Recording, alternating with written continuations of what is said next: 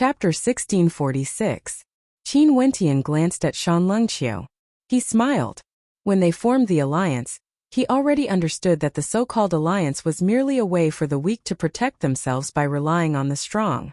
Such an alliance was extremely fragile before benefits.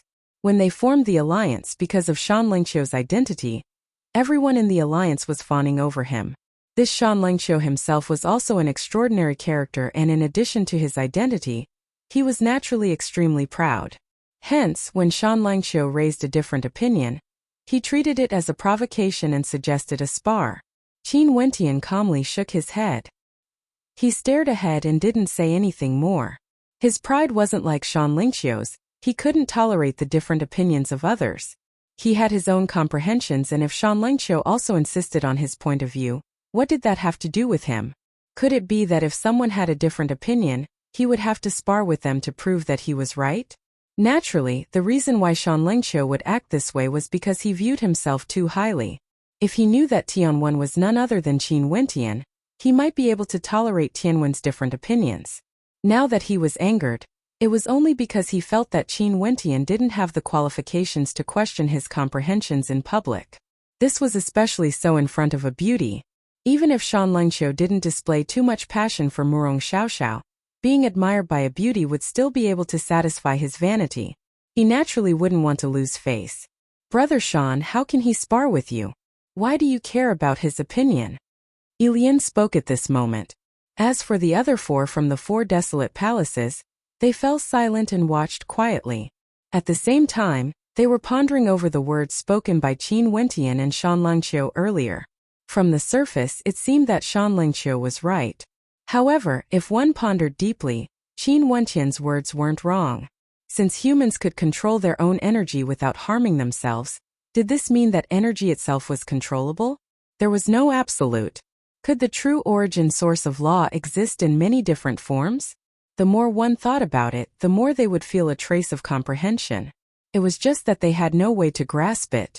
Even so, they still wouldn't express their support for Qin Wentian. The Sword River continued flowing. In the depths of the abyss ahead, sword intent could be faintly felt, flowing against the current. This caused the gazes of everyone to stiffen as their immortal senses probed the depths of the abyss. In an instant, the eyes of many narrowed as someone exclaimed in shock, "There's someone there."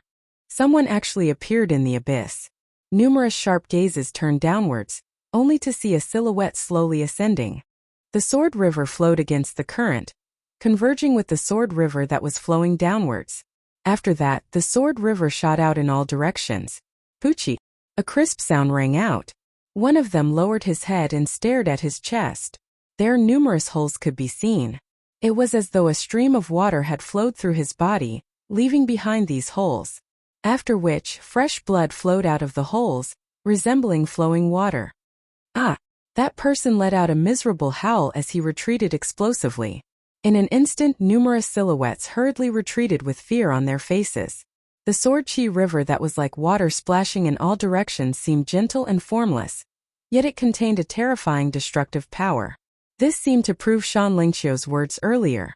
Maybe the form of a sword could be changed, but the innate essence of a sword was incomparably sharp. There was no sword that wouldn't kill.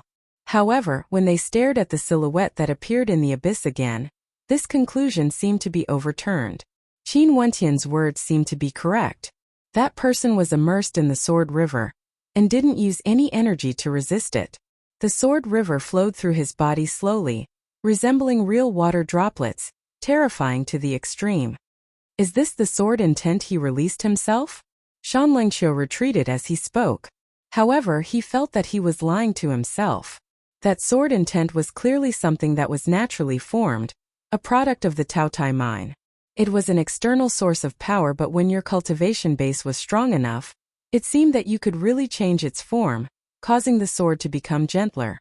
Seems like one would be able to do this after comprehending the origin of laws. Qin Wentian mumbled. He glanced at Shan Lengqiu. In that case, the Skyer Empyrean would be able to do this as well. Didn't he tell you about this before? Shan Lengqiu's expression stiffened as his countenance grew increasingly unsightly. Yeah, sometimes you have to comprehend it yourself. Only then would it truly be yours. If I told you directly, you might end up in a predicament. Although you know about it, you wouldn't be able to comprehend it. Since that's the case, you might as well comprehend it directly. I'm sure the Skyer Empyrean must have told you many times to sense his strength, right? Qin Wentian sighed. His tone was calm, he didn't exude any arrogance. He was contemplating in his heart as he immersed himself in his own insights. Shut up. Shan Lengqiu coldly spoke. Qin Wentian started, but he didn't say anything more. Murong Xiaoxiao was stunned, but she still had a smile on her face. She stared at Shan Lengqiu. The truth might not be what we see. I still believe that you are right. This was purely words of flattery. Shan Lengqiu nodded to Murong Xiaoxiao. His proud and vain heart would feel more comfortable only by doing this. Qin Wentian no longer looked at Shan Lengqiu. He was staring at the person who appeared from the abyss. That person was actually squatting there and was sharpening his sword. He placed the sword on the grindstone, allowing the boundless sword qi river to flow on it, causing the surface of the sword to be as smooth as ever. His long hair was in an extremely disheveled state, resembling a madman. He was clad in black robes that were stained with countless bloodstains. His robes were also extremely tattered. He had been sharpening his sword. There were no distractions in his heart. Finally, he inclined his head as a terrifying cold light gleamed in his eyes, incomparably resplendent. That gaze seemed to contain a supreme sword intent that could lacerate everything, penetrating through everything. 1,000 years of sharpening a sword. Today the sword has been completed. A sharp voice rang out from his mouth. After that, the grindstone fell from the air. He picked up the sword with his palm, and with a wave of his hand, the sword that he had sharpened for 1,000 years was directly destroyed by him. 1,000 years of sharpening a sword. The sword was completed, all for the sake of destruction? During these 1,000 years, was he sharpening that sword, or was he sharpening his own sword? With a flash of his silhouette, he transformed into a beam of light, resembling a sword. His body was the sword. With a piercing sound, blood splattered out. A figure didn't even have the time to scream before his head was separated from his body.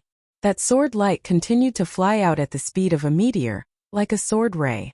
Puff puff puff sounds continuously rang out, and one figure after another was slain, directly falling on the spot.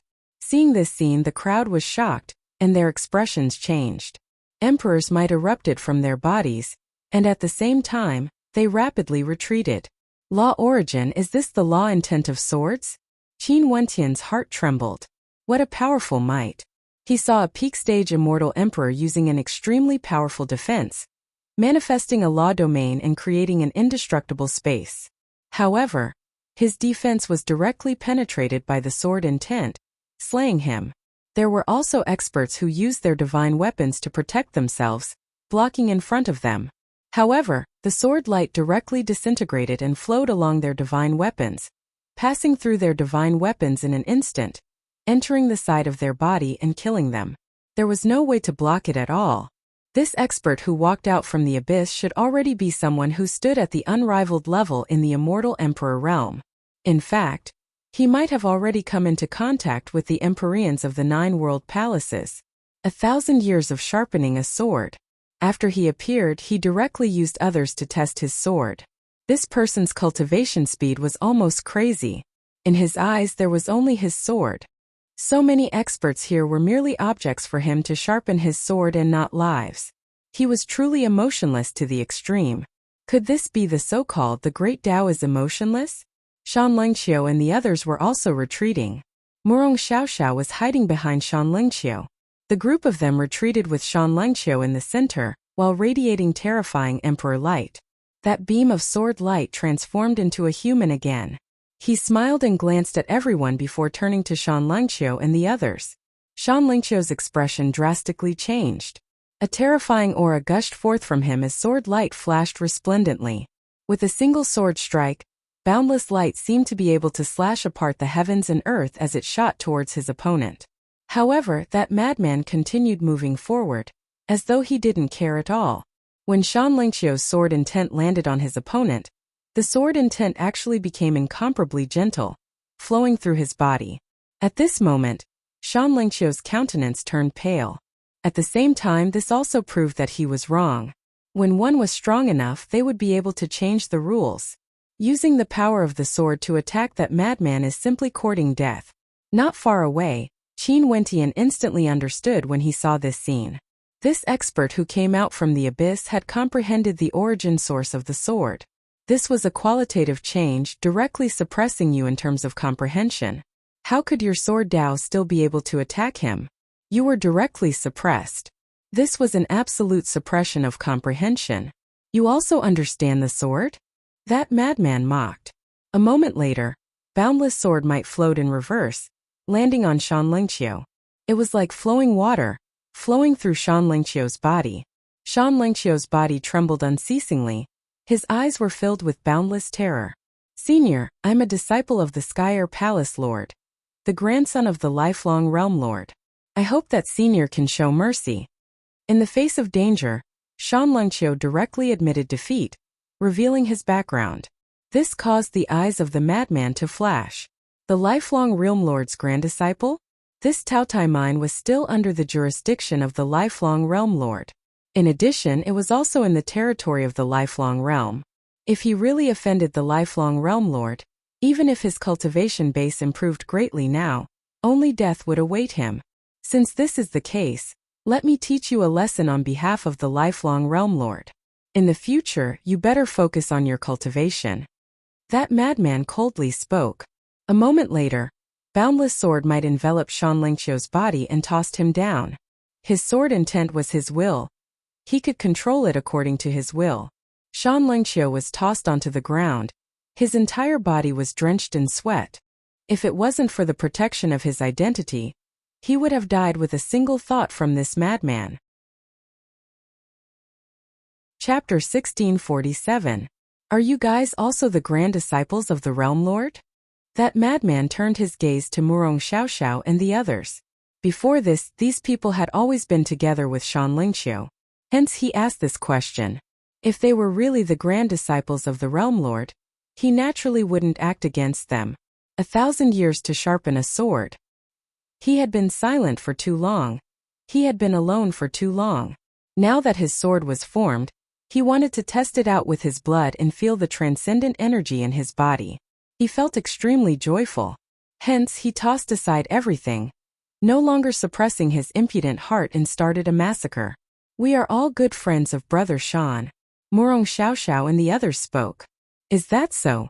The madman glanced at Shan Lingqiu only to see Shan Lingqiu shaking his head. I'm not familiar with them. At this moment, the countenances of Murong Xiaoxiao and the others turned as pale as paper. They stared at Shan Lingqiu in rage. This bastard was actually so heartless, wanting to harm them all. Shan Lingqiu himself almost died. He didn't want to antagonize Qin Wentian anymore. There was no need for him to plead for mercy for these people. Although Murong Xiaoxiao was very beautiful, given his status he wouldn't lack women. Usually he wouldn't mind it, but at this moment he couldn't care so much. Also, he had made a fool of himself today, losing all face. It would be better if these people died. Brother Shan, aren't your actions a little too despicable? Said someone from the 4 palaces of the desolate ground. However, as the sound of his voice faded, a terrifying stream of sword energy directly pierced through him. In an instant, a bloody mark appeared on his forehead. As soon as the sound of his voice faded, he collapsed to the ground. At the same time, a terrifying sword light chased after those who wanted to escape. His control over the law of swords has already reached a transcendent level. He could do as he pleased. Killing people from 1,000,000 miles away was extremely easy. There was basically no way for them to escape. Still fleeing. Sword madman coldly laughed. His gaze was extremely terrifying. Senior has already transcended the immortal emperor realm. Why must you make things difficult for us? I Ching stared at the madman as he spoke. I like it. That madman laughed. 1,000 years of sharpening a sword. Now that I've finally obtained the great Tao, how can I not indulge myself? Finally obtained the great Tao? A voice suddenly rang out. However, comprehending the origin source of the law of swords is equivalent to obtaining the great Tao. If this is the great Tao, what is the Realm Lord? This voice was somewhat ear-piercing. Everyone was somewhat astonished. Who would be so daring? They turned their gazes one after another. I Ching and the others actually saw Qin Wentian. They couldn't help but be stunned. This guy actually dared to speak at this time. Was he courting death? The madman also looked at Qin Wentian, revealing a look of interest. There was actually someone who wasn't afraid of death. He smiled and asked, "In your opinion, what is the Great Tao?" Although one has comprehended the origin of the natural order and possesses extraordinary power, the Great Tao is ethereal. Can this be considered comprehending the Great Tao? Now, Senior has given birth to the Dharmic will, and you can use the Dharmic will to control the will of the rules and do as you please. It can even be said that heaven's will is your will, but can it really be done? Qin Wentian spoke. Leaving aside Senior's cultivation base, even for realm lords, they wouldn't be able to represent the Great Tao of heaven and earth, using their own will to represent heaven's will. I thought that the Great Tao will forever be supreme. Unless there comes a day when I can truly reach the state where heaven's will is my will, and my will is heaven's will. My will can cause the world to tremble, my will can control the fate of all lives. If Senior truly obtained the Great Tao, why would there be a need for you to use such brutal methods to deal with everyone here? At that time, only then would you truly be able to control the fate of the world. Why would you use cruel killing methods to prove your own accomplishments? This is merely a minor Tao. The smile on the madman's face grew even more intense. He stared at Qin Wentian and laughed. Your comprehension abilities are truly not bad. Before this, you have already comprehended the formless law. Now, I have to admit that your words are logical. I kill people because I want to satisfy my achievement of sharpening my sword for 1,000 years. But so what of it? As long as I like it. Hence, even if what you said is right, I will still kill you. Senior, please enlighten me. Qin Wentian spoke. The madman's gaze froze as he stared at Qin Wentian in astonishment. Please enlighten him? Could it be that Qin Wentian felt that he could fight against him? Seeing the law energy erupting from Qin Wentian, the madman laughed, revealing a row of white teeth, exuding an evil charm. With an intention of his will, a sword river appeared, gushing towards Qin Wentian. That terrifying sword river seemed to want to drown and destroy Qin Wentian completely. Qin Wentian didn't have any sword laws on him. Instead, the Buddhist path's law energy formed an indestructible golden body, transforming into a diamond body that protected his body, impervious to all attacks. The terrifying sword river instantly became extremely sharp, emitting terrifying screeches. However, when it slammed into the Buddhist path's law energy, it was met with a powerful resistance. Although the sword intent continued to corrode, it was unable to directly destroy the Buddhist path's law energy. This was the first time the sword madman encountered such a situation after he sharpened his sword. Killing others would be as easy as blowing off dust. But at this moment the sword river was actually blocked. The gazes of Murong Xiaoxiao and the others froze as they stared in shock at the scene before them. The Buddhist path's law energy was actually able to block the attack of the madman? This Tianwen was actually so powerful? Before this, when the madman acted against Shan Lengqiu, he easily subdued Shan Lengqiu. The difference in strength between Shan Lengqiu and Qin Wentian could be seen with a single glance. However, not long ago when the two of them discussed the Tao, they had different opinions. Shan Lengqiu was extremely domineering, suggesting a spar while Qin Wentian evaded. At that time they all thought that Qin Wentian didn't dare to fight. But from the looks of things now, it seemed a little ironic. Shan Lengqiu was clearly wrong and his strength was inferior to Qin Wentian's, yet he was still so domineering. Regardless of strength or comprehension, Qin Wentian was stronger compared to Shan Lengqiu. Yet Qin Wentian kept a low profile. Thinking of this, the disparity between the two of them was obvious. I Ching and the others coldly glanced at Shan Lengqiu, their gazes filled with mockery. This was truly ironic. They followed Shan Lengqiu but were abandoned by him without any hesitation. On the contrary, it was Qin Wentian who spoke at this moment that temporarily resolved the danger they were in. Shan Lengqiu's expression was extremely unsightly. He who had always been lofty at this moment, seemed extremely insignificant and petty. When he sensed the disdainful gazes of I Ching and the others, his expression contorted. That madman had a look of bewilderment on his face when he saw Qin Wentian's defense. He waved his sword and instantly boundless sword might manifested, slamming into the Buddhist path Dharma body. These swords were either heavy swords that could shake the heavens or sharp swords that were incomparably sharp. Qin Wentian's Buddhist path Dharma body expanded unceasingly. Countless runes flashed within, intersecting with one another, resembling a grand formation. Layers of energy blocked the attacks, but the Buddhist path Dharma body was still shattered. The attacks from the origin source swords were simply too terrifying. Even the golden Vajra body found it hard to endure.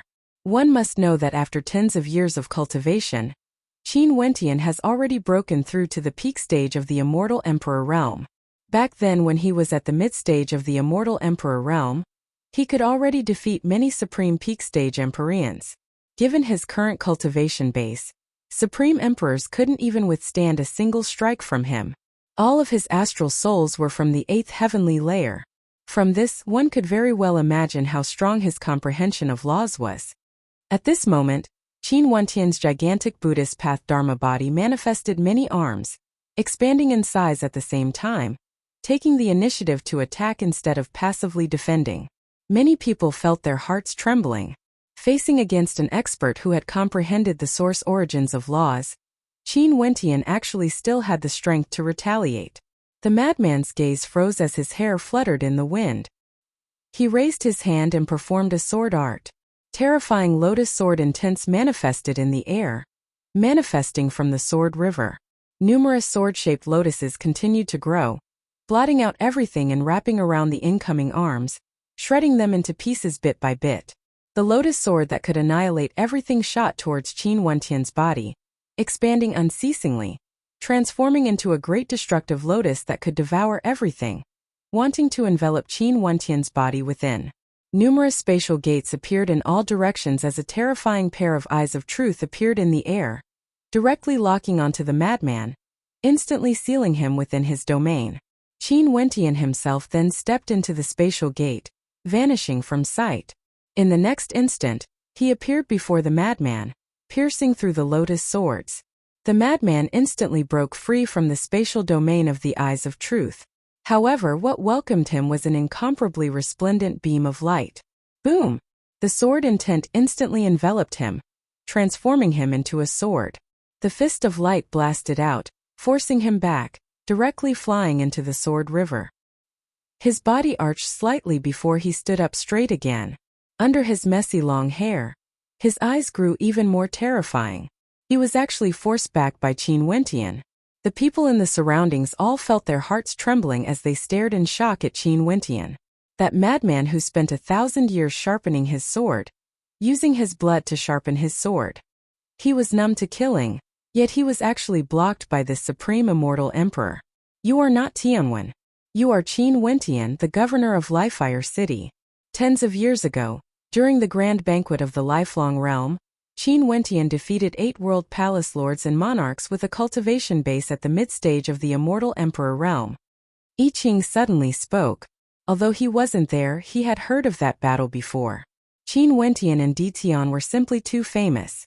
There were people who described that battle before. I Ching thought of Tianwen's name and a thought flashed in his mind. He then thought of Qin Wentian. Qin Wentian? The people from the 4 desolate palaces and Murong Xiaoxiao froze. They have also heard of this name before. This man was known as one of the supreme young immortal emperors with the most potential in the lifelong realm. Compared to him, Shan Lengxiu, who was the top ranker of the lifelong realm 2 years ago, didn't seem to have much weight at all. Qin Wentian was a mid-stage immortal emperor back then.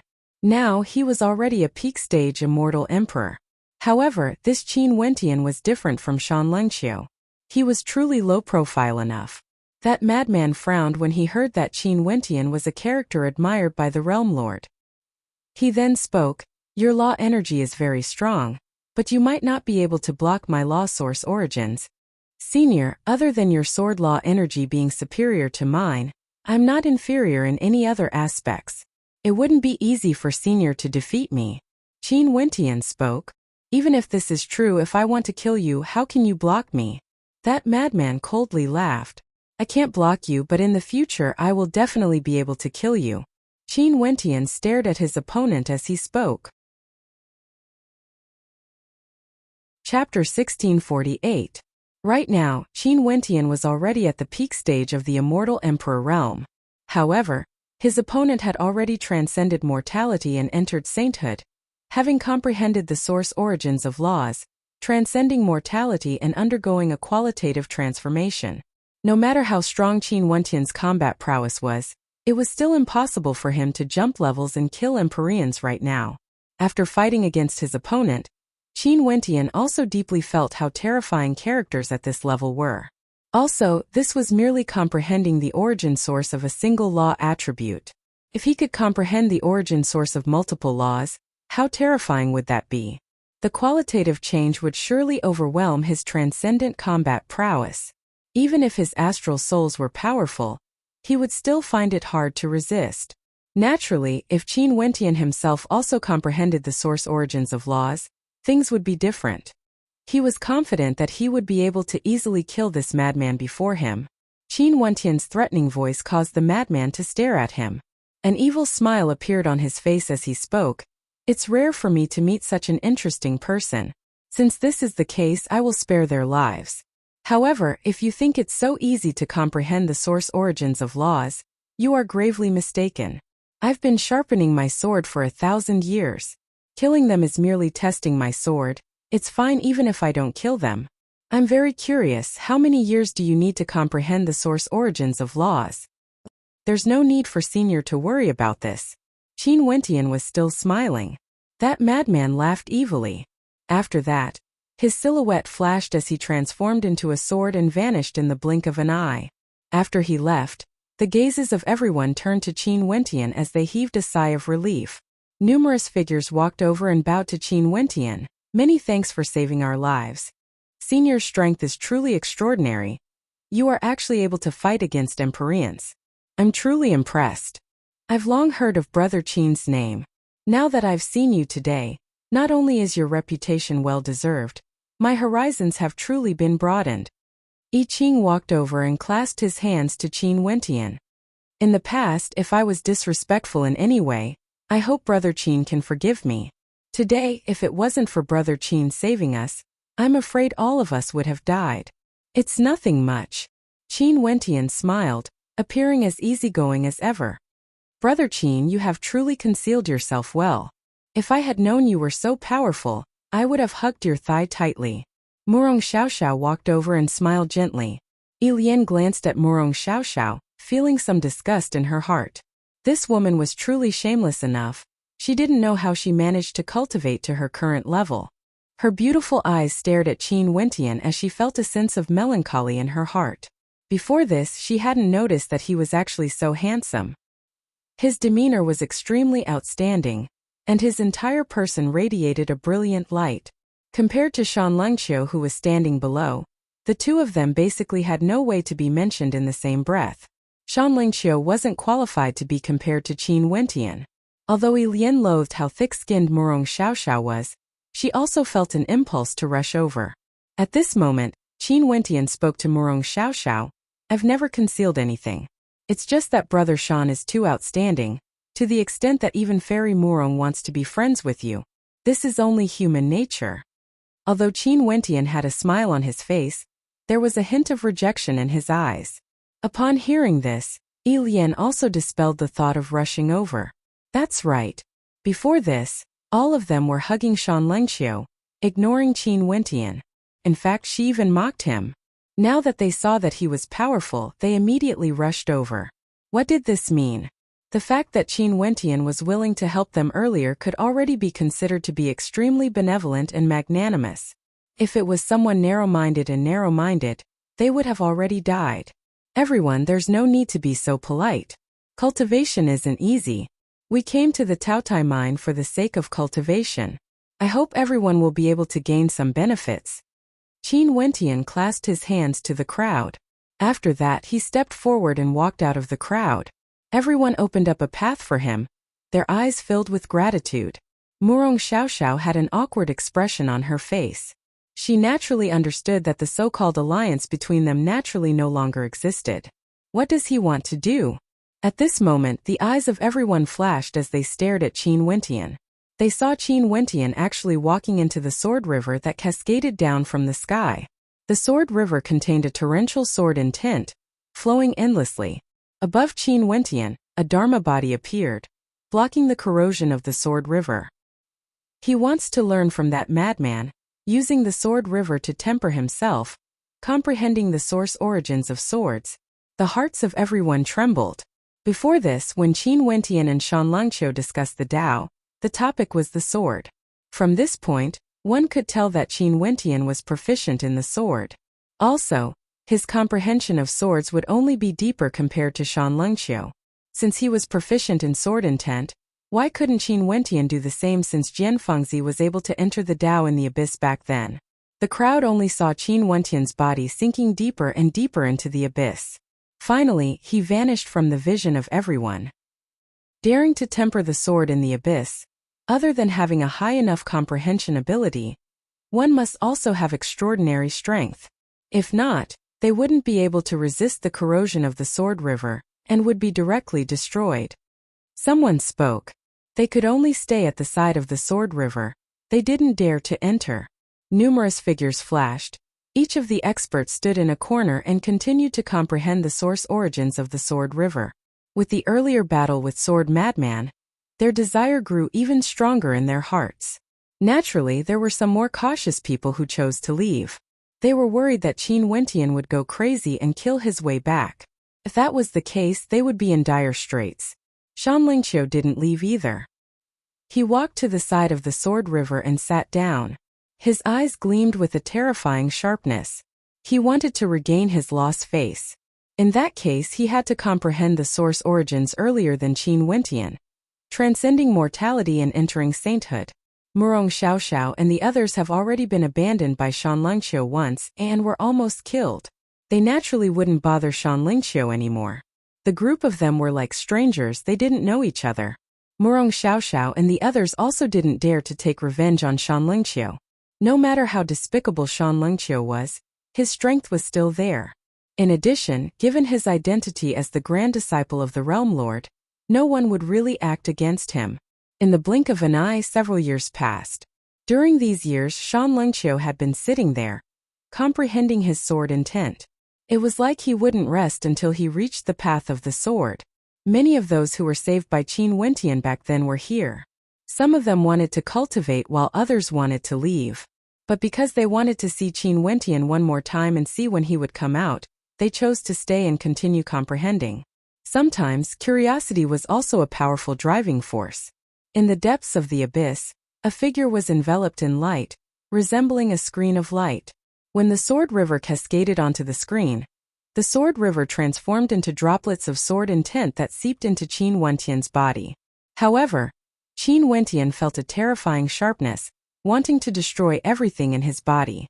Qin Wentian finally understood why the clothes of the madman earlier were tattered, and there were so many bloodstains on his body. Clearly, that madman was the same as him, enduring this inhumane pain. Not only was he comprehending, he was also using his flesh and blood to sharpen his sword. Could it be that after he achieved the path of the sword, he would indulge himself to do whatever he wanted and start a massacre? Most probably, this process was too painful and he had suppressed himself for too long. He wanted to go crazy for a moment. Fresh blood appeared at the corner of Qin Wentian's lips. A look of agony could be seen on his face, but he still endured it. Only by personally experiencing the power of the source origin of the sword would he be able to sense it more clearly. By repeating this, Qin Wentian comprehended it bit by bit. He could feel the sharpness of the sword, the tyranny of the sword, and the gentleness of the sword. The source origin of the law contained many different forms of the law. As long as you were strong enough, you would be able to control them all. The sword intent would be your own will. However, knowing was one thing, truly comprehending it was another matter. Time continued to flow by. Qin Wentian's comprehension of the law grew increasingly deeper. His cultivation base continued to stabilize, truly reaching the peak of the immortal emperor realm. It was as though he was only a step away from comprehending the source origin of the laws. Today, Qin Wentian stood there as the river of swords flowed past him. Right now, he no longer resisted and was completely immersed in the river of swords. His white robes were already stained with blood, but right now, when the river of swords flowed past him, he didn't move at all. There was no longer the pain he felt in the past. He merely closed his eyes, appearing incomparably serene, as though he had entered a wondrous state. Why was it that the River of Swords didn't injure him? The source origin of the sword contained many different forms of the sword. If he could truly sense the gentleness of the sword, this sword naturally wouldn't be able to injure him. More importantly, this indicated that he could already faintly control the form of the sword. However, at this moment, Qin Wentian seemed to be completely unaware of this. He was still immersed in his own world, as though he was in a state of enlightenment. It has already been over 10 years since Qin Wentian entered the Taotai mine. Today, the River of Swords continued to cascade down like in the past, flowing through Qin Wentian's body. Qin Wentian, who had his eyes closed, finally opened them as a faint smile could be seen in his resplendent eyes. Raising his head, Zhang Xian saw that the River of Swords was flowing in reverse, going against the flow and heading up into the sky. At this moment, in the surroundings of the River of Swords, there were still many experts. One batch left and another batch came. Shan Lingqiu, Murong Xiaoxiao and the others were still here. Shan Lingqiu was filled with reluctance in his heart. Before he comprehended the sword Dao, he vowed not to leave. At this moment, the gazes of everyone froze. All of them stared in terror at the scene below. They only saw a terrifying aura gushing over. In the next instant, all of them retreated explosively. They saw a heavenly river of swords flowing upwards, resembling a desolate primordial beast, gushing towards the sky, transforming into a fearsome tempest. As long as a wisp of the tempest's intent gushed out, it might be able to kill an immortal emperor. Everyone who retreated to the distance stared at the storm in front of them. In the next moment, their eyes froze again. In the center of the sword storm, there was actually a figure standing there. He was dressed in white and was stained with blood. He stood in the center of the sword storm like a true god that would be worshipped by all living beings. Chapter 1649. This scene was somewhat similar to the madman who appeared in the past. Those who had witnessed the madman's breakthrough before understood. Qin Wentian had stepped into that level, transcending mortality and entering sainthood, transcending immortal emperors. How terrifying! Many people felt their hearts trembling. Murong Xiaoxiao and the others stared in shock at Qin Wentian. Tens of years ago, he was merely a mid-stage immortal emperor during the lifelong grand banquet. Now, in just tens of years, he had broken through consecutively, breaking through the limits of the peak stage of the immortal emperor realm, stepping into this realm that countless people yearned for. As for that madman, he was said to have sharpened his sword for 1,000 years. From this, one could very well imagine how terrifying the disparity between them was. This is what comprehension is. Maybe, although he is at the mid-stage of the immortal emperor realm, his comprehension has already surpassed many peak-stage immortal emperors or even transcendent-stage immortal emperors. For example, Shan Lingqiu. Back then, when the two of them discussed the sword Dao, Qin Wentian clearly had a deeper comprehension of the sword compared to Shan Lingqiu. Congratulations, senior. I Ching spoke. Right now, he didn't even refer to Qin Wentian as Brother Qin. He should refer to him as senior instead. In the cultivation world, the strong were always revered. As for age, it wasn't something that could be seen with one's eyes. In addition, it didn't mean that he had to respect you just because you have lived longer. For example, in the lifelong realm, there might be some old fellows who had lived longer than the lifelong realm lord. But could it be that the realm lord would have to bow to them as juniors? Unless it was to the elders of his clan or to people he deeply respected. Only then would he do so. For example, if Qin Wentian met some elders with lower cultivation bases, he would still refer to them as senior. This was a form of respect. But for strangers, he naturally wouldn't use age to determine seniority. It was strength. There's a difference in seniority in comprehending the Tao. But only those who can become an empyrean are truly extraordinary. Someone sighed. In the past, I've heard that when one reached the peak stage of the immortal emperor realm, their cultivation base would already be at the peak of perfection. If one wants to take that final step, it can no longer be achieved by increasing one's cultivation base. Instead, it has to depend on one's comprehension.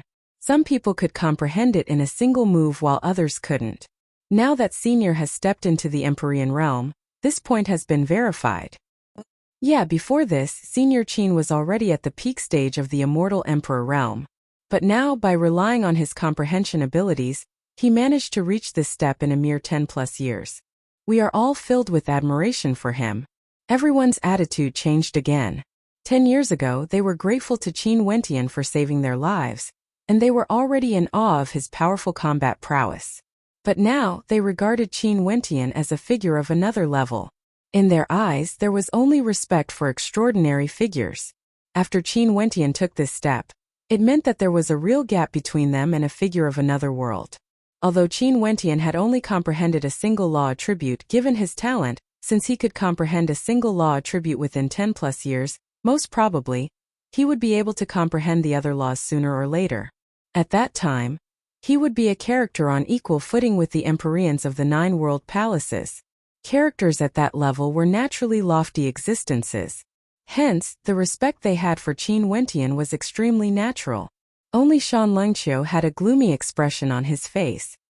He only felt pain and torment in his heart. He had always been cultivating here, hoping that he would be able to break through one day. However, only 10+ years had passed. To cultivators at their level, this period of time was extremely short. He still hadn't comprehended anything yet Qin Wentian had already broken through. When he thought of this, he felt extremely depressed. However, this was merely Shan Lingqiu's personal feeling. Qin Wentian didn't even glance at him. He stood in the storm and nodded lightly to everyone. After that, his silhouette flashed as he transformed into a beam of sword light and vanished from sight, directly leaving this place. Upon seeing Qin Wentian leaving, everyone felt a sense of disappointment and frustration. Their hearts had yet to calm down. Breaking through to the Empyrean realm within 10+ years? This was simply too terrifying. If Qin Wentian had already comprehended for many years, they might still be able to understand. However, they had all heard that tens of years ago, Qin Wentian was only at the mid-stage of the immortal emperor realm. However, Qin Wentian naturally wouldn't care about the thoughts of everyone. His entire person was like a beam of sword light, shuttling through the air. Not long after, he arrived at a flaming mountain. This flaming mountain exuded a terrifying heat, and in the center of the flaming mountain, there seemed to be a startling red color that resembled fresh blood. The redness caused one's heart to tremble. Qin Wentian enveloped his body with his sword intent. The sword law energy around him was like a layer of armor, enveloping him within. He stepped out step by step, entering the flaming mountain and arriving at the center. Over here there were many rocks that resembled fresh blood. The surroundings were filled with a blood-red gas. There were no other types of energy here, only flames could exist. Qin Wentian used his sword to pick them up before tossing them away. He knew that such a terrifying destructive ore wouldn't be able to be taken away using an interspatial ring. It would directly incinerate the ring. Only an Empyrean would be able to store it. Qin Wentian walked around here for several days. After that, he transformed into a sword and left, continuing to roam the Taotai mine. He didn't come here for the ores, he came here for his cultivation. Time continued to flow. Qin Wentian didn't care about external affairs, temporarily pushing everything to the back of his mind. The news of Princess Kitamura in the past had greatly stimulated him. Without strength, there was nothing he could do about all of this. During these years when Qin Wentian disappeared, there were incidents happening every day in Lifefire City. However, the greatest incident was still the death of the Jialan monarch. This matter had yet to be investigated, and it was said that the Lifefire Empyrean was infuriated because of this. He continued to announce that the Lifefire Empyrean was in charge of all the regions under the Lifefire Palace's control, using extremely great benefits to tempt the bandits to surrender themselves. Also, several years ago, there was actually a greedy person who came to the Lifefire Palace. This person was none other than one of the bandits from Heavenly City, and he used his immortal sense to sketch out the appearance of the bandit leader. However, no one was able to recognize this person. Zhuge Xiong suspected that this bandit leader must have changed his appearance. Also, this bandit leader's defenses were extremely tight. The bandits didn't know each other at all. There was basically no way for him to find any clues. Zhuge Xiong knew that it was basically hopeless to start investigating from the bandits. Hence, that immortal king who received the rewards was still fantasizing about his future. After enjoying a few years of good days in Lifefire City, He finally decided to leave the city and head to other places. However, on the first day he left the city, he was already killed by someone. All the cultivation resources he obtained, other than the ones he used up, were all taken back by someone else. Luckily, the other bandits didn't lose their rationality because of greed. That was why they didn't court their own deaths. In the Livefire Palace, Zhuge Xiong was reporting this news to the Livefire Empyrean. It has been so many years, but there's still no news about Jialan's death? The Livefire Empyrean's voice was filled with unhappiness. Reporting to Palace Lord, the bandit leader only appeared once. Also, none of the bandits were acquainted with each other. I guess that the bandit leader who killed Jialan might have used some sort of disguise method. There's basically no clues at all. There's only one piece of news that is more suspicious. Zhuge Xiong spoke. What news? The Livefire Empyrean asked. The Jialan clan made use of this matter to make a big fuss. Right now, even the lifelong Saint Hall knew about this and sent people to question them. This caused him to feel extremely unhappy. The gathering of the bandits seemed to have started from Heavenly City. And Heavenly City was the place where Yi Qianyu's Thousand Feathers Palace was located. Zhuge Xiong spoke. The eyes of the Livefire Empyrean flashed with a terrifying sharpness. You still suspect Qin Wentian? Without evidence, this subordinate doesn't dare to suspect anyone. Zhuge Xiong lowered his head. Right now, Qin Wentian was no longer the same as before. He was no longer the Qin Wentian of the past. Zhuge Xiong, through these years you have always been my follower. The matters in Livefire City have always been handled by you. This seat has always trusted your intelligence. If you have anything to say, just say it, no matter who it implicates. The Livefire Empyrean spoke. Zhuge Xiong had always been extremely intelligent. He was his advisor, and was deeply trusted by the Livefire Empyrean. Hence, Zhuge Xiong had always been the Grand Governor. Palace Lord, since this is the case, this seat will speak directly. According to our investigations, we know that Governor Qin is proficient in the art of disguise. Back then in Heavenly City, he had appeared with a different appearance. Zhuge Xiong analyzed. Also, after the Jialan monarch died, all of us instantly suspected him. But in truth, Governor Qin is indeed the most suspicious. But back then in the governor's manor, there were indeed many people who saw Qin Wentian leaving the governor's manor. There's no mistake about this matter. The Livefire Empyrean spoke with certainty. This is exactly what this subordinate wants to say. What sort of character is Governor Qin? Does he need to give an explanation when he leaves? Those people from the governor's manor, which one of them would dare to disturb him normally? Although he did it very casually that day and didn't seem to be intentional, I still feel that he did it intentionally. The timing is too coincidental. Zhuge Xiong furrowed his brows. In addition, there's another very important point. Since Qin Wentian is proficient in disguise, in that case, wouldn't there be other cultivators who are proficient in disguise who could disguise themselves as Qin Wentian? Zhuge Xiong asked. The Livefire Empyrean's eyes flashed when he heard this. After a moment of silence, he still shook his head. After leaving the governor's manor, if he cooperated with others, the risk would be too great. Also, who would have the guts to cooperate with Qin Wentian? I feel that this isn't reliable.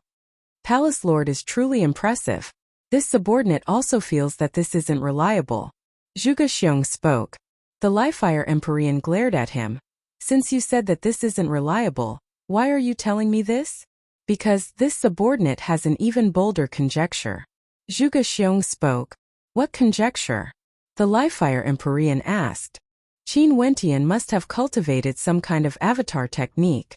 This avatar technique is extremely powerful, allowing one to temporarily possess his aura. Zhuge Xiong spoke.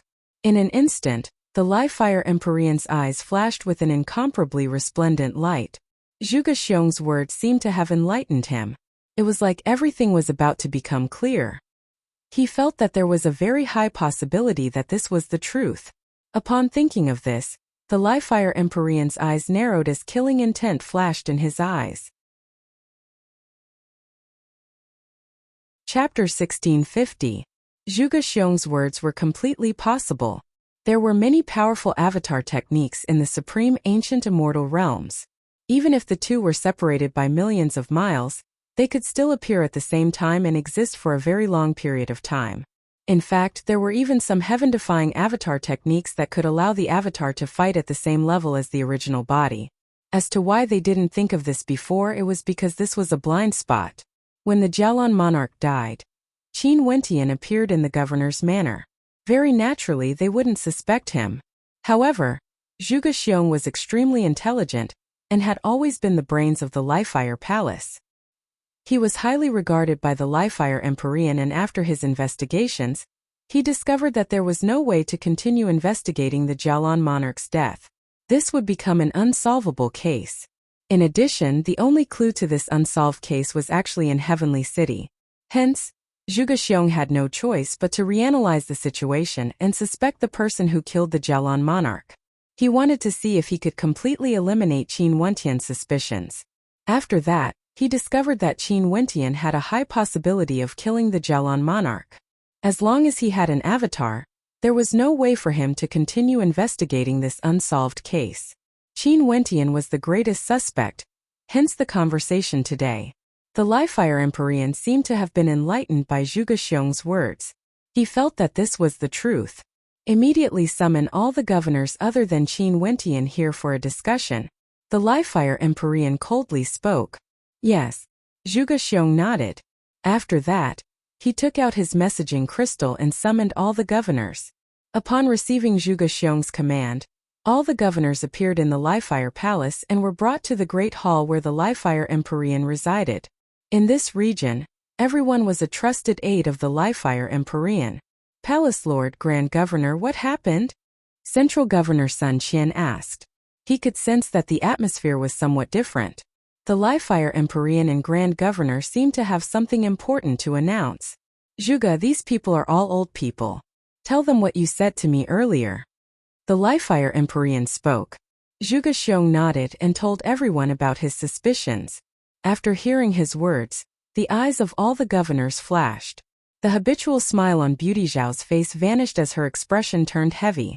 One couldn't help but say that Zhuge Xiong's suspicions were very possible. Even for them, they faintly believed it. One must know that back then when the Jialan monarch died, almost everyone suspected that the killer was Qin Wentian. But because Qin Wentian appeared in the governor's manor, everyone dispelled their suspicions. But if it was like what Zhuge Xiong guessed, Qin Wentian had an avatar technique, there was no need to doubt this matter anymore. What do you all think? The Lifefire Empyrean asked. We still can't be certain that Governor Qin has an avatar. Palace Mistress, your subordinate feels that this isn't too appropriate. Beauty Zhao spoke. Beauty Zhao, just because Governor Qin is handsome, you want to speak up for him? Yin Qiu spoke in a neutral tone. Oh yeah, back then in Lifelong City, Governor Qin even helped you resolve the humiliation from the Sword Spirit Sect's Xiao clan. I'm just stating the facts. What do you mean by this? Beauty Zhao stared at Yin Qiu. Right now, Yin Qiu had already given up on Beauty Zhao. This woman had always looked down on him. Since this was the case, there was no need for him to be polite. Everyone knows that the Jialan monarch died. The possibility of Qin Wentian being the culprit is the highest. Given the strength he displayed back then in Lifelong City, as well as his attack type innate techniques, it wouldn't be strange even if he hid an avatar. There's an 80 to 90% chance that the Jialan monarch was killed by him. You are the first to speak up for him. Don't tell me you have already hooked up with him? Yin Qiu mocked. He and Qin Wentian had never been on good terms. Enough.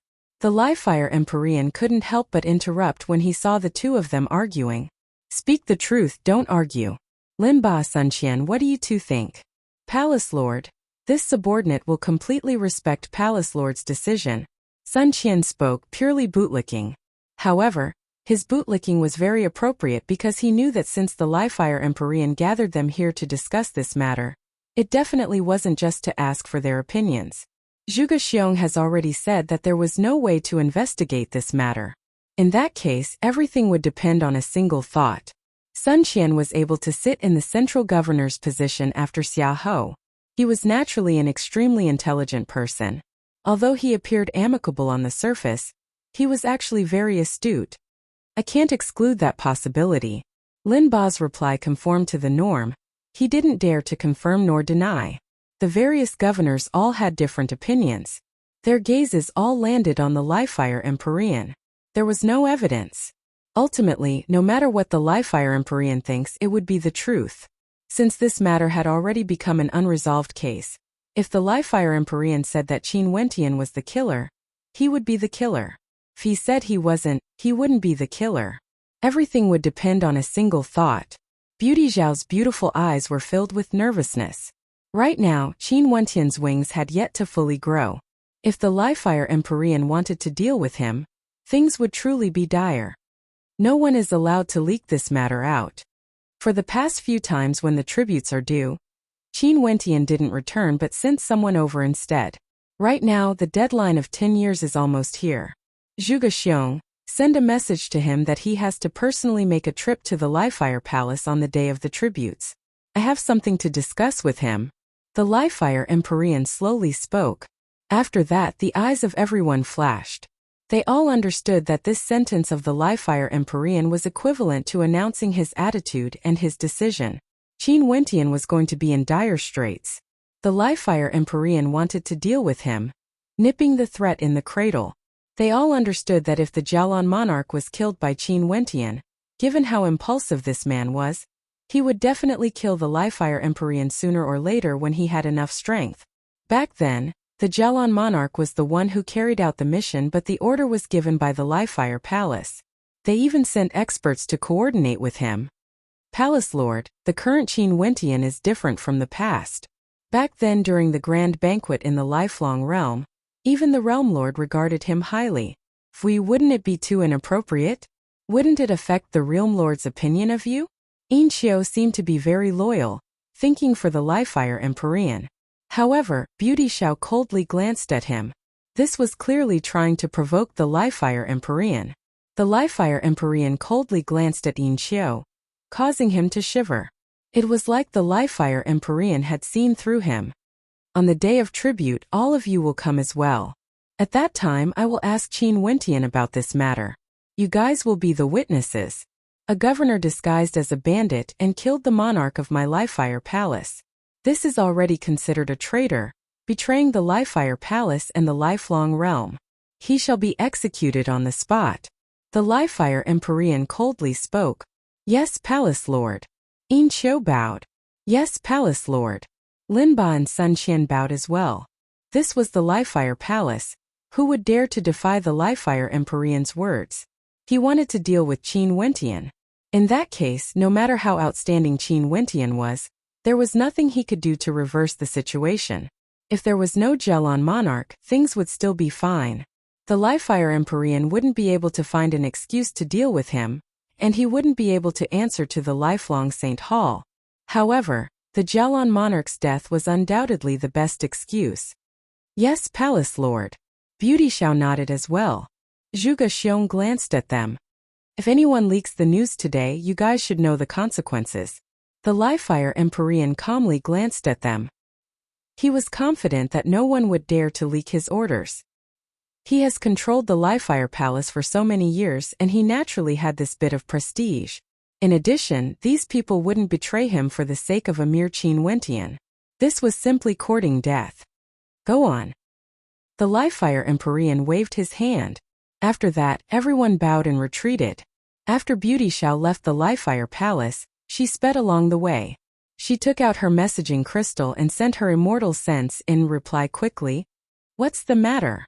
A voice rang out in Beauty Zhao's mind. She sent another message into her messaging crystal. If Zhuge Xiong looks for you, don't reply no matter what. He and the Liefire Empyrean guessed that you might have cultivated an avatar technique and the one who killed the Jialan monarch is you. The Liefire Empyrean wants to deal with you. After her voice rang out, the other side fell silent for a moment before a reply rang out. Got it. Be careful. And Beauty Xiao replied. After that, she kept her messaging crystal and continued on her way. A moment later she heard another voice. Thank you. Upon hearing this voice, Beauty Xiao smiled sweetly. Her sexy red lips curled up in a suggestive manner. As expected, not long after Beauty Xiao sent the news to Qin Wentian, Zhuge Xiong also sent a message to him. Qin Wentian didn't reply. He knew that earlier Beauty Xiao was fighting against time with Zhuge Xiong. If Zhuge Xiong sent the message first and he replied, it would mean that he already knew about it. But now, as long as he didn't reply, the Li-Fire Empyrean and Zhuge Xiong could only suspect him. There were many possibilities if he didn't reply. For example, he might be in danger or he might have lost his messaging crystal.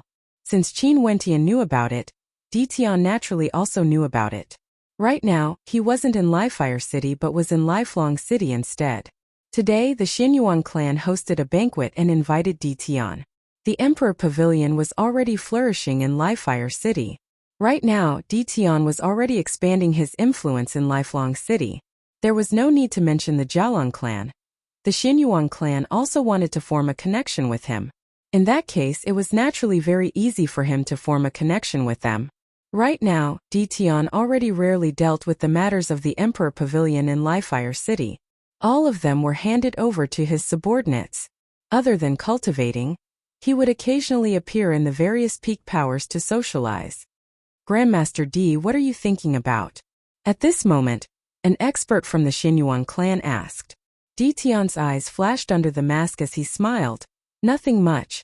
However, in truth, he felt some fluctuations in his heart. He didn't expect that Zhuge Xiong would actually be able to guess that it was an avatar. Although he was certain that there wouldn't be any evidence for this, if the Li-Fire Empyrean was determined to kill him, there was no need for any evidence. He could just directly push the blame onto him. Seems like I have to make preparations in advance. Di Tian mused. Chapter 1651. Zhuge Xiong had no way to contact Qin Wentian. No matter what he said, there was no reply from Qin Wentian's side. He also personally went to the northern governor's manor and told the evil emperor and the others to contact Qin Wentian. However, the evil emperor tried to contact Qin Wentian in front of him, but he still failed. Also, from the expression of the evil emperor at that time, he seemed to be worried, afraid that something might have happened to Qin Wentian. Hence, this became another mystery. Right now, what happened to Qin Wentian exactly? Did he intentionally not reply to their messages or did he lose his messaging crystal? Their plan was foiled because of Qin Wentian's lack of reply. In addition, they had no other solutions. For this round of tribute, Qin Wentian still didn't show up. It was the evil emperor who brought his subordinates over and paid the same amount of tribute.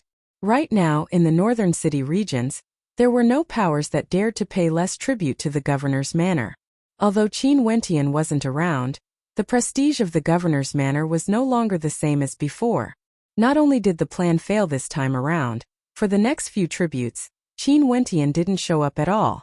This also meant that Qin Wentian had already been out for tens of years, and there was no news of him at all. It was like he had completely vanished. Every time the Li-Fire Empyrean thought of this, he would feel extremely unhappy and worried. Could it be that someone betrayed him? According to logic, those governors shouldn't have the guts to do so. After all, in the Li-Fire Palace, he was the one with the final say. No one would be able to oppose him. Those governors were very clear of the consequences of betraying him.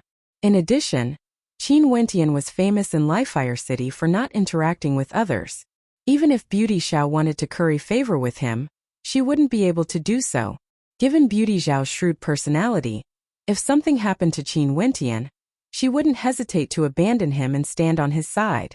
Right now, not only was the Li-Fire Empyrean worried about Qin Wentian, he was also worried about another person. That person was none other than Di Tian, the supervisory commander of the Li-Fire Palace who was rewarded by the Realm Lord. During these years, Di Tian's development was simply too fast. He was different from Qin Wentian, who kept a low profile and endured silently. His Emperor Pavilion's development could be said to be godly. Because of the lifelong Realm Lord's words, all the major powers were willing to aid them in their development. Right now, the power of the Emperor Pavilion in Li-Fire City had already surpassed the Jialang clan. It was just that their foundations weren't as deep as the Jialang clan. Also, there wasn't an existence at the Immortal Emperor realm among them. However, the Emperor Pavilion still caused the Li-Fire Empyrean to feel somewhat uncomfortable. In his territory, just the Jialang clan alone was enough. Now the Emperor Pavilion has also appeared and he couldn't interfere. What made him unhappy was that the Emperor Pavilion's relationship with the Jialang clan was very close, Even closer than him, the Liefire Empyrean. In the western city regions of Liefire City. Right now, the Emperor Pavilion has already expanded to this location and had a great amount of influence in the western city regions. Today, Dition personally came to the western city regions and gathered many major and minor powers here. He then prepared a banquet and invited the leaders of the major powers here. The banquet was extremely lively. Dition sat in the host seat. He was still wearing a mask and had a smile in his eyes. He stared at the people below and spoke. The Emperor Pavilion has already developed for many years in the western city regions. This time around, the reason why I invited everyone to this banquet is because I wish to find a few major powers to cooperate with me. In that case, my Emperor Pavilion would be able to develop even faster. Dition's words instantly caused the hearts of many experts to pound with excitement. Right now, as long as the various city regions had a connection with the Emperor Pavilion, they would be able to soar to greater heights. This was especially so for the Mo clan that had a good relationship with Grandmaster D. Right now, the Mo clan has already become one of the peak powers in the central city regions. The Yen clan that was as famous as the Mo clan was no longer around, and the other clans that specialized in formations were all swallowed up by the Emperor Pavilion. However, only first-tier powers are willing to cooperate with my Emperor Pavilion. I wonder which power is willing to do so? Dition asked. My Nye clan is willing to cooperate with the Emperor Pavilion. My Violet Thunder Pavilion is also willing to develop together with Grandmaster D. Many first-tier powers spoke. Dition smiled and nodded. I didn't expect everyone to support me so much. It's really hard for me to choose. Grandmaster D. At this moment someone spoke. Although my He clan isn't a first-tier power, in truth our strength and assets aren't inferior to a first-tier power. I hope Grandmaster D can consider this. Oh, is that so? Dition laughed. I've also heard of the He clan. I heard that the He clan of the western city regions produces many beauties. I wonder if the rumors are true or false. If Grandmaster D is interested, you can come to my He clan anytime. That elder from the He clan smiled, revealing a meaningful smile. He heard that Grandmaster D had many beauties wooing him, but he didn't marry anyone. Most probably this man was too arrogant. Even for the young misses of the various clans, he felt that they weren't qualified to marry him. However, those women most probably already had relations with him. If not, why would he be so close to the Jialan clan? Why would he help the Mo clan to grow into a transcendent power? Since this was the case, if there was a woman from the He clan who could have a relationship with Dition, he wouldn't mind it. Sacrificing one person to strengthen the He clan, why not? In addition, it wouldn't be too bad if she could become Grandmaster D's woman. After all, Jialan Chuyue of the Jialan clan had always been sticking close to Grandmaster D. Right, if there's a chance I will definitely go there. Dition revealed a meaningful smile to that elder from the He clan. After that, he asked with some bewilderment, it's just that, does the He clan really have such a strong power and assets? Why is it not a first-tier power? Grandmaster D, is there even a need to ask? Someone from the other powers laughed. Grandmaster D, you've already said that the He clan has many beauties. Our Lord Governor would also frequently visit the He clan. A few people laughed. The experts from the He clan smiled but didn't say anything. Oh, no wonder. Since this is the case, I will consider the He clan as well. It's just that this Governor Een, isn't he worried that the Palace Lord would blame him? A look of enlightenment appeared on Dition's face as he shook his head and bitterly smiled. Haha, Grandmaster D is too naive. Someone laughed uproariously. What do you mean? Dition asked. Let's not talk about this anymore. In any case, these are all rules that stick to convention. That person laughed and waved his hands. Understood, understood. Dition nodded. It's just that I wonder how good the relationship between the He clan and Governor Een is. If my Emperor Pavilion can gain the support of the Governor's manor, things would definitely be smoother. Grandmaster D, there's no need to worry. My He clan has an extremely good relationship with Governor Een. That expert from the He clan laughed. Since this is the case, let me ask one more thing. Does the He clan really have the strength of a first-tier power? Dition asked. Ma'am, I can confirm that. Everyone here can testify as well. That expert from the He clan laughed. Upon hearing his words, Diton smiled and nodded. Men, come over. A figure flashed and appeared beside Diton, respectfully greeting, Pavilion Lord. Help me make a trip to the governor's manor, and invite Governor Insho to attend the banquet. Diton spoke. That person nodded and retreated, departing this place. Grandmaster D, why did you invite Governor Insho over? That expert from the He clan asked in puzzlement. Everyone will know when he comes. Diton's smile was filled with deep meaning. Come, let us continue drinking. The group of them drank and chatted happily. After 3 rounds of wine, they all felt more familiar with each other. Hence, their words became more casual and casual. After some time, Insho brought his men over. When he saw how lively the banquet was, he couldn't help but to frown. This was his western city regions. Diton gathered all the major powers here and seemed to be very familiar with them. There has always been a barrier between him and Diton. Back then when Diton wanted to act against Xiahou, he had already objected. Governor D, why didn't you say anything before coming to my western city regions? I would have welcomed you well. Insho smiled. Diton calmly sat there, glancing at him as he smiled. Earlier when I was chatting with everyone here, I just so happened to talk about Governor In. Hence, I invited Governor In to make a trip here. What did they talk about? Insho smiled as he glanced at everyone. We talked about how Governor Insho would often visit the He clan and their relationship is very good. Also, the He clan said that they have the strength and scale of a first-tier power, but they are only classified as a third-tier power. This truly broadened my horizons. Diton laughed. Insho's expression instantly changed. He stared at that expert from the He clan and berated. What nonsense are you talking about? The He clan has the strength of a first-tier power? How dare you boast in front of Governor Diton? You simply don't know the immensity of the heavens and earth. The expression of that expert from the He clan changed. He could sense that the atmosphere suddenly changed. Something was amiss. In the crowd, there was an expert who lowered his head as a cold smile flashed in his eyes. In the past, he had participated in the Emperor Pavilion's banquet. It was none other than the banquet that determined Governor Xiahou's fate. At that time, Governor Insho objected to Governor Diton's opinion, and Diton was also the governor of the Law Enforcement Division. Today's conversation had a deeper meaning to it. Earlier he even intentionally or unintentionally tried to instigate Diton. What was laughable was that the He clan's elder was still immensely pleased with himself. That's right, it was I who was boasting. I hope Grandmaster Diton won't blame me. That elder from the He clan reacted very quickly, instantly changing his words.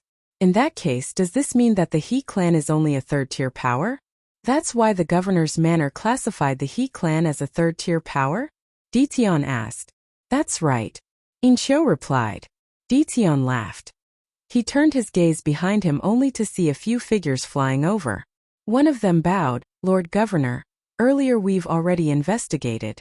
The He clan's businesses are definitely a first-tier power. Diton nodded. He lifted his wine cup and drank a mouthful. His black eyes flashed with sharpness as he stared at Insho. Governor In, do you know your crime? Insho's heart sank. Diton clearly came with ill intentions. Clearly Diton was here to deal with him. This bastard, wasn't it enough to deal with Xiahou? Did he want to target Insho as well? Could it be that Diton didn't know that the governors of the various governors' manors were all personally appointed by the Liefire Empyrean? This meant that they were all subordinates of the Liefire Empyrean. Was it really because of a personal grudge that Diton acted against them? Or could it be that he was challenging the authority of the Liefire Empyrean? Chapter 1652. Governor Diton must be joking. What crime have I committed? Insho had an awkward expression on his face. He coldly glanced at the experts from the He clan, causing the atmosphere of the banquet to turn silent. How could they still not understand what was going on? Governor Diton came here for a banquet. It was clear that he had ulterior motives. Before this, Diton was still laughing and chatting with the experts from the various major powers. But in the blink of an eye, he invited Governor Insho over and directly questioned him. The feeling he gave off was like a sinister plot. The He clan had fallen headfirst into this trap. Naturally, There were also people who rejoiced in their misfortune. They had long realized what Dition wanted to do by coming here. It was just that the experts from the He clan didn't understand. Earlier, the people from the He clan personally told me that their He clan has the strength of a first-tier power and the scale of a first-tier power. However, they were only classified as a third-tier power. In addition, they said that Governor In Shio often visited there. He clan and their relationship is very good. Everyone here can testify to this. Dition stared at In Shio as he spoke. I misspoke and bragged. Grandmaster D, please don't take it seriously. That expert from the He clan stood up and lifted his wine cup. Grandmaster D, I misspoke after I drank too much. Please forgive me. As he spoke, he drained the cup in a single gulp.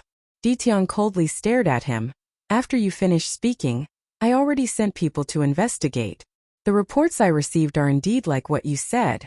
I believe that the Livefire Empyrean would be able to easily investigate this matter. There's no meaning for you to continue lying. That expert from the He clan was drenched in cold sweat. Dition slowly stood up and stared at In Shio. Governor In, what else do you have to say? Governor D, even if there's such a thing, it might be my fault for being negligent. I will investigate this matter properly. In Shio spoke. Governor In Shio often visits the He clan. What else is there to investigate? Dition coldly laughed. As the governor of the western city regions of the Livefire Palace In Shio, you ignored the rules of Livefire City, and even helped the He clan to exempt the He clan from paying taxes. How vast is the difference between a first-tier and a third-tier power? With your actions, how would the other major powers in Livefire City submit to you? I received the Realm Lord's orders to take on the position of the supervisory commander.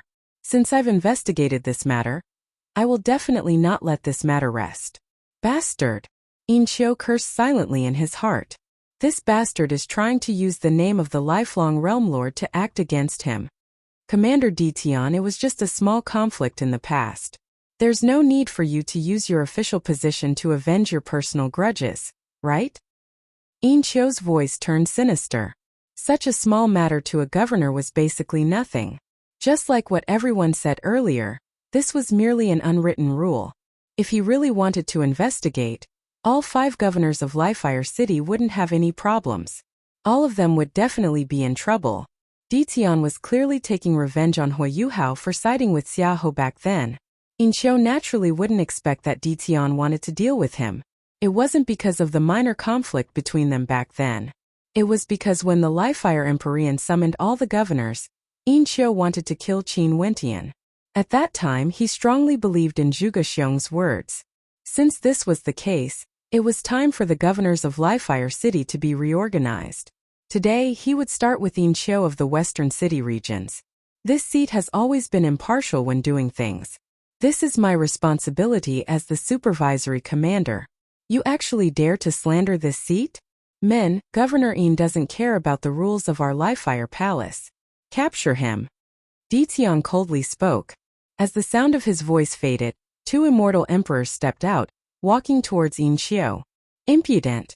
Another person walked out from behind In Shio. It was one of the vice-governors of the governor's manor, In Shio's subordinate. This seat is acting on the Realm Lord's orders to exercise the supervisory authority. Those who obstruct me will be treated as disobeying the Realm Lord. They will be killed without mercy. Dition coldly spoke. A moment later, the bodies of the 2 vice-governors stiffened as they felt cold sweat dripping down their backs. This Dition had already steeled his heart to deal with their vice-governor In. He kept bringing out the Realm Lord's name and even said the words kill without mercy. If they were really killed by Dition, it would truly be an injustice. This bastard, he was truly a bastard. Dition, if you want revenge, just say it clearly. There's no need to keep bringing out the Realm Lord's name. If the Realm Lord knows that you are using his name, he would definitely be unhappy. In Shio coldly glanced at the 2 of them. I'm the Western City Governor of the Livefire Palace, personally appointed by the Livefire Empyrean. Which of you dares to touch me? Capture him. If he resists, it would be a crime of disobedience. I will personally act against him. Dition lifted his wine cup and drank a mouthful of wine. In an instant, the atmosphere of the banquet froze. It was too stifling. Everyone was trembling with fear as they stared at Dition and In Shio. The two of them had directly shed all pretense of cordiality. The two immortal emperors continued walking towards Yin Xiu. Their law energy flashed, wrapping around Yin Xiu. You guys are truly impudent. Yin Xiu's expression turned dark to the extreme. His law energy erupted forth, causing the two immortal emperors to shiver as frost started to form on their bodies. It was impossible for Yin Xiu to sit still and wait for death. He didn't dare to imagine how Di Tian would deal with him after bringing him away. Hence, even if he didn't resist, he had no choice. Truly impudent. Di Tian spoke. He stood up and took a step forward. His eyes flickered with a terrifying sealing light, like the eyes of a seal. In an instant, resplendent law energy shot out from his eyes, raining down on Yin Xiu, wanting to seal the law energy in Yin Xiu's body. Scram! Yin Xiu coldly roared. He punched out with his fist, causing cracking sounds to ring out. The sealing light in Yin Xiu's eyes grew even more terrifying. The sealing light flowed unceasingly, gushing into Yin Xiu's body. Yin Xiu actually felt that he had no way to suppress this sealing energy. Di Tian stretched his hand out towards Yin Xiu and abruptly clenched his fist. In an instant, the boundless sealing law energy transformed into a formless sealing energy within Yin Xiu's body. Yin Xiu groaned in misery. He felt that the circulation of the law energy in his body was no longer smooth. He stared at Di Tian with a sinister look in his eyes. You actually broke through to the peak stage of the immortal emperor realm. Di Tian basically ignored Yin Xiu. The sealing law energy in his eyes was boundless as he clenched his fist again. The formless sealing energy ravaged Yin Xiu's body. Di Tian walked towards him step by step and spoke. Western Governor Yin Xiu, you violated the rules of the Li-Fire Palace, abusing your authority for personal gain. You even dared to resist this seat's supervision. Your crimes are unforgivable. After Di Tian spoke, he directly slammed his palm onto Yin Xiu's body. Yin Xiu let out a scream of agony as a terrifying transformation occurred in his body. Yin Xiu was drenched in cold sweat. His originally white countenance turned as pale as paper, without a trace of blood. He stared at Di Tian with fear in his eyes, as well as a terrifying curse. Di Tian actually dared to act so ruthlessly against him. How dare you act so arrogantly? The Li-Fire Empyrean will never spare you. Yin Xiu's voice was low and hoarse. The people in the surroundings all felt their hearts trembling. This was crazy. Ever since Di Tian was appointed as the supervisory commander, he alone crippled two of the Li-Fire Palace's governors. Back then, Governor Xiahou had a deep grudge with Di Tian. But now Di Tian wanted to cripple Yin Xiu as well. One must know that these two were governors appointed by the Li-Fire Empyrean. It was fine if Xiahou didn't say anything, but now Di Tian wanted to cripple Yin Xiu as well. How could the Li-Fire Empyrean not have any reaction? What did this Di Tian want to do exactly? The countenance of that expert from the He clan was already as pale as paper. His body was trembling. This time around he had created a disaster, a great disaster. I am ashamed that such a thing happened here today. I won't hold all of you back any longer. Everyone, please feel free to do as you please. Di Tian clasped his hands to everyone. The crowd naturally understood that Di Tian was telling them to leave. All of them bid their farewells, but their hearts were unable to calm down even after a long time. This matter was circulated to the Li-Fire Palace in the shortest time possible. Yin Xiu's two vice-governors also left. They weren't vegetarians, they naturally knew what they should do at this moment. But almost at the same time, Di Tian also sent someone to the Li-Fire Palace to report this matter. After Zhuge Xiong heard of this, his expression turned extremely ugly. He stared at the person who came to report. Governor Dean, what nonsense is this? After speaking, he took out his messaging crystal and sent a strand of immortal sense into it. Governor Di Tian, how did Governor Yin Xiu offend you? Grand Governor, Yin Xiu didn't offend me. It's just that he abused his authority for personal gain, messing up the distribution of power, causing many powers in the western city regions to complain and report this matter to me.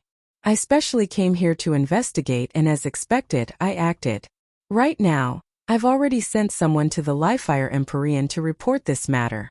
Di Tian's voice rang out, filled with righteousness. Zhuge Xiong coldly laughed in his heart.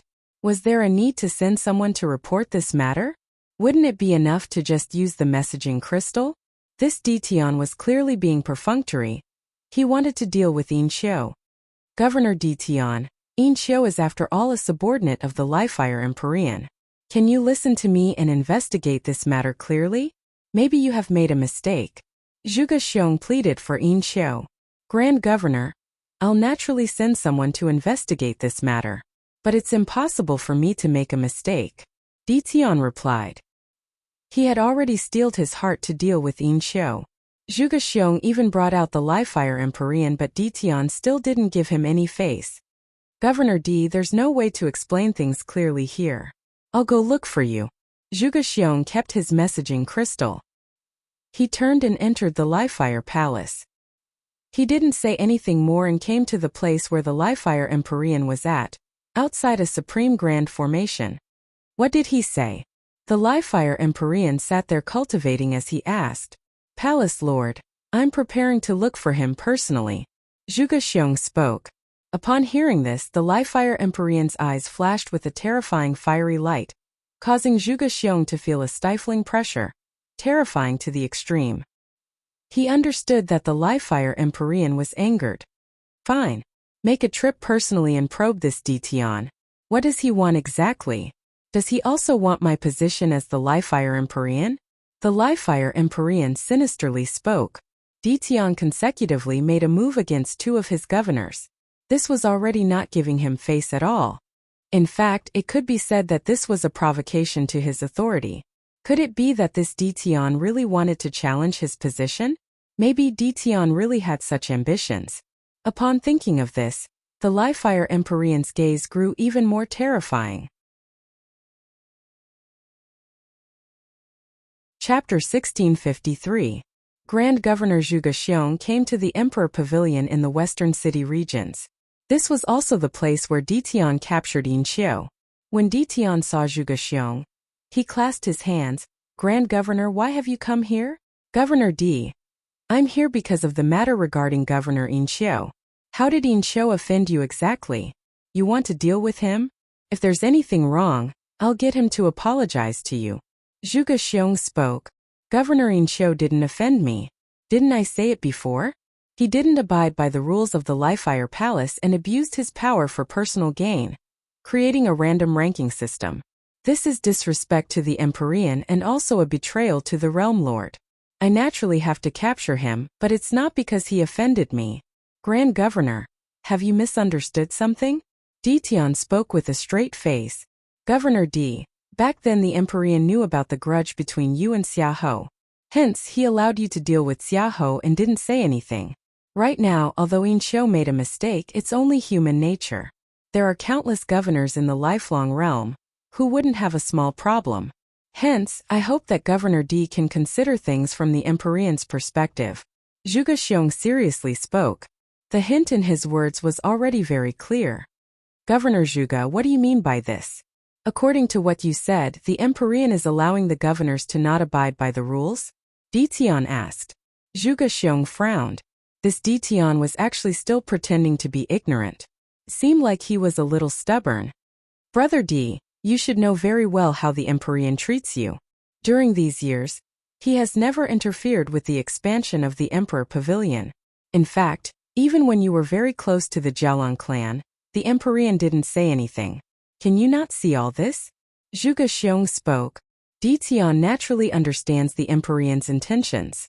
However, I'm only acting as the supervisory commander. I don't understand what Governor Zhuge is trying to say. Ditian's voice turned cold. In truth, he was extremely unhappy with this Zhuge Xiong. This man actually managed to deduce the existence of an avatar.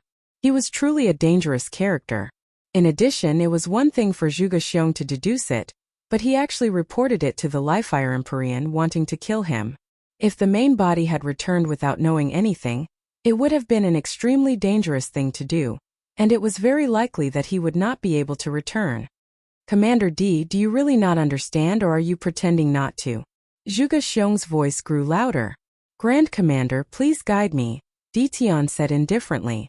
Palace Lord, tell Governor D to release Yin Xiu. I want to bring Yin Xiu away. Zhuge Xiong didn't waste any more time and went straight to the point. He wanted to see how Ditian would react. This way, he would be able to find out where Dition's bottom line was. All right. Much to Zhuge Xiong's surprise, Dition nodded his head painfully and said in a clear voice, "Bring him here." Upon hearing this, a smile appeared on Zhuge Xiong's face as he heaved a sigh of relief in his heart. "Brother Dition, that's right. We are all colleagues, why must we make things so unpleasant?" Dition started, staring strangely at Zhuge Xiong. Upon seeing the look in Dition's eyes, Zhuge Xiong didn't understand. But when someone brought Yin Qiu over, Zhuge Xiong finally understood. His expression instantly turned ashen, extremely unsightly to behold. Staring at Yin Qiu, who was so weak that he couldn't even stand up straight, he coldly spoke, "Governor D, what did you do to Yin Qiu?" "I exercised my authority as the supervising governor, but Yin Qiu refused to cooperate and even injured my subordinates. Helpless, I could only act and cripple him to prevent him from injuring others. Lord Governor, the palace lord wouldn't blame me for being too heavy-handed, right?" Dition asked despite knowing the answer. Zhuge Xiong's expression was as unsightly as it could be. Had he been wasting his breath all this while? Yin Qiu was already crippled. Earlier, he still thought that Dition had compromised, but he didn't expect that Dition had no intentions of compromising from the start. Dition directly acted ruthlessly, cutting off all paths of retreat and crippling Yin Qiu.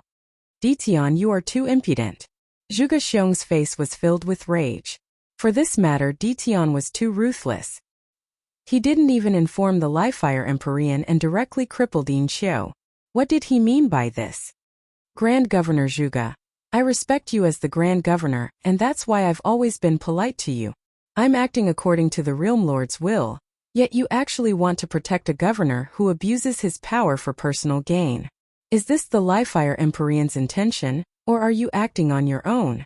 I believe that the Li-Fire Empyrean will naturally understand my intentions. If you continue to use the Li-Fire Empyrean's name to suppress me, don't blame this seat for being impolite." Dition coldly snorted, his tone suddenly becoming extremely domineering. Zhuge Xiong started, his gaze unmoving as he stared at Dition. With a cracking sound, he clenched his fists tightly. Even with his endurance, he wanted nothing more than to kill Dition with a single punch. However, he knew that this was impossible, because he wasn't Dition's opponent at all. If he really acted here, Dition might dare to do what he did to Yin Qiu and cripple him as well. Dition clearly wanted to challenge the Li-Fire Empyrean's authority. What sort of character was he, Zhuge Xiong? How could he not see this? Yin Qiu was merely an excuse. What an unlucky fellow. "You're on your own now." Zhuge Xiong angrily spoke as he brought Yin Qiu away. After hearing Grand Governor's words, "Did you know that the governors of the Li-Fire Palace have already decayed to such an extent? Seems like I, as the supervisory commander, have failed in my duties." Just as Zhuge Xiong soared into the air, he heard Dition's voice drifting over from behind. His body trembled unstably as he was so angered that he almost coughed out blood. From Dition's words, did he intend to investigate the other governors? Has Dition joined forces with the Jialang clan? A voice rang out in Zhuge Xiong's mind. After that, he was certain of his guess. Other than this, he truly couldn't think of any other reason why Dition would do this. Although the Emperor Pavilion grew stronger rapidly during these years, there wasn't a character at the Li-Fire Empyrean's level. Dition himself hadn't reached that level yet. There was only one possibility for him to challenge the Li-Fire Empyrean's authority now. That was to join forces with the Jialang clan. However, Zhuge Xiong didn't understand one thing. Dition already had such a bright future ahead of him. Why would he take the risk and join forces with the Jialang clan? He couldn't understand. The Li-Fire Empyrean received Zhuge Xiong's report. When he saw the crippled Yin Qiu kneeling on the ground, crying and begging him for revenge, his expression turned extremely heavy. Does Dition have that kind of relationship with Jialang Qiu? The Li-Fire Empyrean asked Zhuge Xiong. The first thing he thought of was that Dition had joined forces with the Jialang clan. If not, there was no need for Dition to do this. I'm not sure, but from what I know, Jialang Qiu has always maintained an ambiguous relationship with Dition. In fact, she really likes Dition. The Jialang clan also hopes that she can become Dition's official wife. Hence, as long as Dition nods his head, regardless of the beauty or the power of the Jialang clan, he would be able to obtain them easily. Zhuge Xiong analyzed. The Li-Fire Empyrean had a heavy expression on his face. Back then, during the grand banquet of the Lifelong Realm, the Lifelong Realm Lord personally opened a door for Di Tian. It was destined that no one in Li-Fire City would dare to touch Di Tian, as long as he didn't violate the rules of Li-Fire City. Hence, as long as Di Tian was more cautious and joined forces with the Jialan clan, the Li-Fire Empyrean would definitely be in trouble. An example was the matter today. Di Tian directly acted against the governors of his Li-Fire Palace when he wanted to. As the Li-Fire Empyrean, he could only endure it because there was indeed a problem with Yin Xiu, and Di Tian had already found out about it. Now, unless he removed all of the current officers, Di Tian wouldn't be able to find anyone to investigate. Otherwise, his subordinates would be in big trouble. The matter with Qin Wentian has yet to be resolved. Right now, Di Tian appeared out of nowhere. The Li-Fire Empyrean was extremely unhappy during these years. Di Tian's matter, how do you think we should resolve it? The Li-Fire Empyrean asked Zhuge Xiong. It's very troublesome. Yin Xiu said that Di Tian has already broken through to the peak stage of the Immortal Emperor realm. Unless the Li-Fire Empyrean acts personally, no one would be able to deal with him. Zhuge Xiong spoke. The Li-Fire Empyrean also felt that this matter was extremely thorny. He didn't expect that he would be threatened by an immortal emperor today. Given the current situation, we can only temporarily not touch him. Also, order the various governors to investigate the matter and admit to their crimes. Palace Lord, you can deal with them personally, making Di Tian unable to act. Zhuge Xiong spoke again. The Li-Fire Empyrean's eyes flashed. Right now, we can only do this temporarily. You can handle this matter. Since Di Tian wants to walk this path, I will grant him his wish. Right. Zhuge Xiong bade farewell. On the other side, Di Tian returned to the Emperor Pavilion's headquarters in the Central City regions. However, the news of him acting against Governor Yin Xiu soon circulated around Li-Fire City. Right now, Di Tian was an influential character in Li-Fire City. How could this not shake the entire city when he crippled Yin Xiu? Yin Xiu was already the second governor Di Tian killed. Those who attended the banquet back then still remembered that Yin Xiu had objected when Di Tian suggested to deal with Xia Ho. Who would have thought that Di Tian would act against Yin Xiu now? This Grandmaster Di was truly showing off his brilliance more and more. In the Emperor Pavilion, Jialan Chuyue came over and looked for Di Tian. Di Tian knew that someone from the Jialan clan would come, and he also guessed that it might be Jialan Chuyue. What do you want to do? Jialan Chuyue directly asked when she saw Di Tian. Di Tian laughed. What are you referring to? Jialan Chuyue rolled her eyes. What else can it be? You acting against Yin Xiu would definitely infuriate the Li-Fire Empyrean. It has been so many years and you have never expressed your stance. Isn't it because you wanted to avoid falling out with the Li-Fire Empyrean? Why are you doing this now? Di Tian sweated. This woman thought that he didn't marry her because of the Li-Fire Empyrean? You are truly narcissistic. Di Tian stared at Jialan Chuyue. Is that not the case? Jialan Chuyue's beautiful eyes flashed with confidence. She sat opposite to Di Tian and smiled. You haven't answered me yet. Could it be that you have finally thought things through? In that case, I'm waiting for you to speak. Cough cough. Di Tian stared at that alluring smile in her eyes and felt that he couldn't endure it. This woman's guts were truly getting bigger and bigger. She actually dared to openly tease him. I only feel that the position of the Li-Fire Empyrean should be changed. Di Tian stared at Jialan Chuyue as he slowly spoke. Chapter 1654. Jialan Chuyue's beautiful eyes froze as she stared at Di Tian. The position of the Li-Fire Empyrean should be changed? This Di Tian wanted to act against the Li-Fire Empyrean? Wasn't this a little too audacious? In addition, did Di Tian have such capabilities? The Li-Fire Empyrean was an extraordinary character, a half-step world overlord. It's said that he has already seen a trace of the world overlord realm. Although it has been many years since he acted, he was extremely powerful. Di Tian wanting to shake the position of the Li-Fire Empyrean was undoubtedly a fool's dream. What do you mean by this? Jialan Chuyue stared at Di Tian.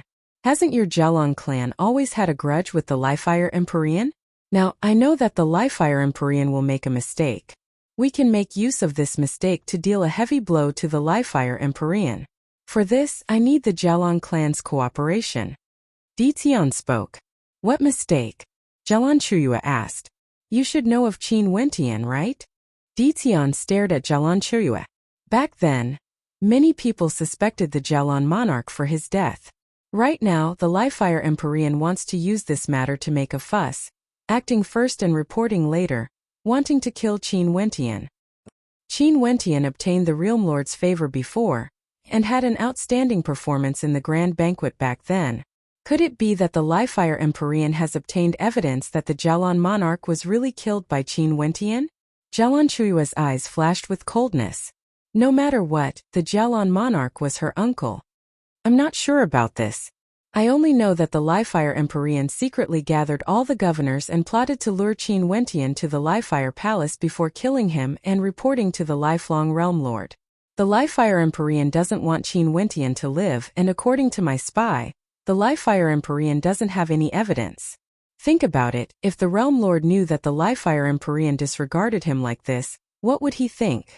Di Tian spoke. There's actually a spy for you in the Livefire Palace. What have you done exactly? Could it be that you acted against Din Xiu because of this? Jialan Chuyue felt that she couldn't see through Di Tian. How is our relationship? Di Tian stared at Jialan Chuyue. Although only a pair of eyes could be seen, Jialan Chuyue's heart trembled as a hint of shyness appeared on her face. What about my relationship with your Jialan clan? Di Tian continued. The Livefire Empyrean has long been suspicious of me. Because he suspected Qin Wentian, he wanted to act against Qin Wentian. What about me? Once he finds an excuse, he would definitely join forces to deal with all of us. On the contrary, if your Jialan clan becomes the Livefire Empyrean, the significance to me would also be extraordinary. You still know about this? Do you want to marry into my Jialan clan now? I can introduce a young miss of my Jialan clan to you. Jialan Chuyue giggled. Di Tian sweated profusely. Chue, this matter can be considered a showdown with the Livefire Empyrean. I have no way to predict how things would develop in the future. You should go back and report this to the Jialan clan. If your Jialan clan doesn't want to make things difficult for me, just treat it as though I didn't say anything. I'll just keep a low profile in the Livefire Palace. As for Qin Wentian, so be it if he dies. Okay, I'll go back now. Jialan Chuyue nodded and departed. Upon seeing Jialan Chuyue leaving, Di Tian sighed silently. The Jialan monarch had already died. Honestly speaking, his hatred towards the Jialan clan had already dissipated. But for this matter, he still needed to make use of the Jialan clan. He even made use of Jialan Chuyue's feelings for him. He felt somewhat guilty, but when he thought of Yi Qianyu and how Princess Kitamura was still in the lifelong realm, there were some things he had no choice but to do. He needed authority or he wouldn't even have a chance to come into contact with Yi Qianyu and Princess Kitamura. The Livefire Empyrean personally told the various governors to investigate the matter and strictly maintain order in the various regions. If there were any cases of them abusing their authority for personal gain, they had to admit to their crimes and they would be dealt with leniently. The various governors understood the Livefire Empyrean's intentions, and all of them headed to the Livefire Palace to beg for forgiveness. After being punished, this matter was considered to be over. When this news circulated out, many people felt shock in their hearts. The Livefire Empyrean was clearly targeting Di Tian. Di Tian captured Yin Xiu, but the Livefire Empyrean didn't say anything. He even told the various governors to investigate the matter and admit to their crimes. To the Livefire Empyrean, this was an extremely shameful thing, but he still did it. From this, one could imagine that the relationship between the Livefire Empyrean and Grandmaster Di had already plunged to the freezing point. During these days, Grandmaster Di would frequently visit the Jialan clan as a guest. Jialan Chuyue would also frequently visit the Emperor Pavilion. Everyone understood that Grandmaster Di ultimately still chose to side with the Jialan clan. He was helping the Jialan clan to deal with the Livefire Empyrean. Ultimately, he couldn't overcome the charms of a beauty. Seems like Jialan Chuyue has already won the heart of this outstanding governor. A Grandmaster weaponsmith. A genius of the martial path. And during this sensitive period, Zhuge Xiong actually received a reply from Qin Wentian. According to Qin Wentian, he went to a mine and left his interspatial ring in a secret location, including his messaging crystal. Hence, Zhuge Xiong had no way to reply and asked what was the matter. There didn't seem to be any problems. Zhuge Xiong then told Qin Wentian to return and told him that many things happened in the Li-Fire Palace. The Li-Fire Emperor wanted to summon him many times but he couldn't find him. Qin Wentian agreed. Zhuge Xiong then set his heart at ease. Seems like there shouldn't be any problems with Qin Wentian. It's just that before the problem with Qin Wentian was resolved, Di Tian and the Jialong clan jumped out again. This caused him to feel extremely depressed. After reporting the news to the Li-Fire Emperor, the Li-Fire Emperor naturally told Qin Wentian to report to the Li-Fire Palace after he returned. After that, after some questioning, he directly captured him and killed him on the spot, not giving Qin Wentian any chance to explain himself. The Jialong monarch was killed by him. There was no doubt about it. He wanted to make sure the crime was real and execute him to prevent any future troubles. Since he had decided to do this, the Li-Fire Emperor would naturally be very decisive. He would definitely not leave any hidden dangers behind. Finally today, Qin Wentian returned to the northern governor's manor of the Li-Fire Palace. Wentian, Zhuge Xiong personally came here to look for you, asking about your whereabouts. I've also sent you a message. The evil emperor saw that Qin Wentian had returned and immediately reported this matter. I also know why they are looking for me. Hence I didn't reply to you. Su Li, during these few days is everything fine in the northern city regions? Did anything happen? Qin Wentian asked Su Li. In the northern city regions, he wouldn't allow anyone to use his weakness against him. As long as he didn't do anything wrong, if the Li-Fire Emperor wanted to act against him, that would be the Li-Fire Emperor's problem. No. Su Li shook his head. Everything is normal in the northern city regions. Good. I'm going to enter closed-door seclusion for a while. If the Grand Governor or anyone else comes to ask, just tell them that I'm in closed-door seclusion because I'm about to break through. No matter what happens, no matter what. Qin Wentian instructed. About to break through? The eyes of the evil emperor and Su Li flashed, gleaming with sharpness. Was he about to break through so quickly? The two of them exchanged mutual glances, unable to conceal the shock in their hearts. Did they know what cultivation realm Qin Wentian was at back then? How many years has it been now? Was he actually about to enter that legendary realm? If they knew that Qin Wentian had already broken through to that level, it was unknown what they would think. Qin Wentian instructed them because he wanted to use them to tell the people of the Li-Fire Palace that he was about to break through. If they wanted to act, they better hurry up. If not, it would be even more troublesome to deal with him. Qin Wentian decisively entered closed-door seclusion. The Li-Fire Palace soon received the news that Qin Wentian had returned. As the northern governor, how would Qin Wentian be so naive? He knew that the moment he entered the governor's manor, the Li-Fire Palace would immediately know about it. It was impossible to say that there were no people from the Li-Fire Palace in the governor's manor. If not, the Li-Fire Emperor would have suspected him back then because the Li-Fire Emperor's people must have seen him leaving the governor's manor. Hence, on the second day, Grand Governor Zhuge Xiong personally paid a visit to the northern governor's manor. The evil emperor and Su Li personally received him. What's wrong? Didn't Governor Qin hear my words earlier? It has been so many years since he went to the Li-Fire Palace. Why did he enter closed-door seclusion the moment he returned? Zhuge Xiong was extremely unhappy. Get him to come out immediately and head to the Li-Fire Palace with me. Grand Governor, please calm your anger. Governor Qin has already given a death order. Right now, he is currently at a crucial moment in his cultivation. No one, no matter what, is allowed to disturb his cultivation. If not, all of us will be punished. Su Li respectfully spoke. What crucial moment? You even dare to disobey the Li-Fire Emperor's orders? Zhuge Xiong stared at Su Li. Are you going to disobey as well? Governor Qin didn't say that he received the Li-Fire Emperor's orders. He shouldn't know about this. If he knew, he would head to the Li-Fire Palace first. Su Li explained. Also, before he entered closed-door seclusion, Governor Qin said that he was about to break through. At this moment, even if something major happened, this subordinate wouldn't have the guts to disturb him. If Lord Governor's breakthrough was delayed, I wouldn't be able to bear the consequences. Zhuge Xiong's eyes flashed with sharpness when he heard this.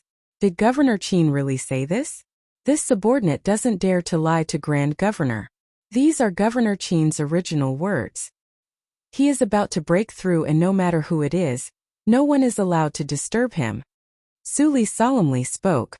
Zhuge Xiong's eyes gleamed with sharpness. Qin Wentian was actually about to break through? What a fast speed.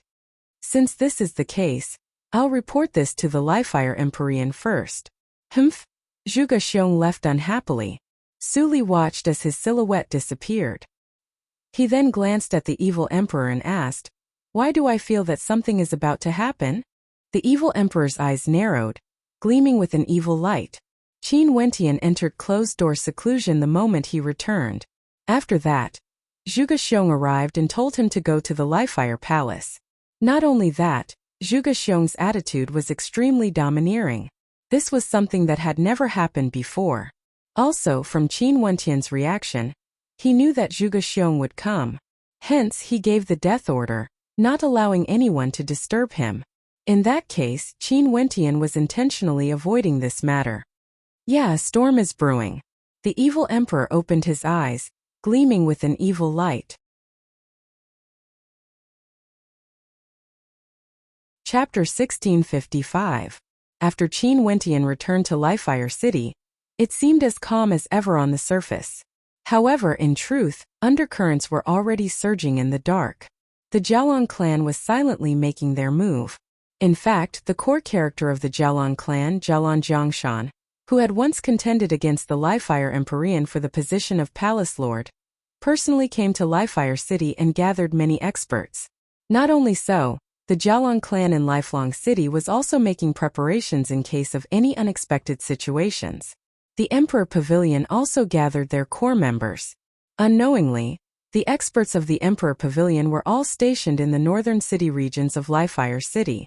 The Emperor Pavilion had many businesses in this region, and it was easy for many experts to stay here to deal with any sudden changes. Just like what the evil emperor and Su Li had guessed, right now a storm was brewing in Li-Fire City. It was just that it was temporarily invisible.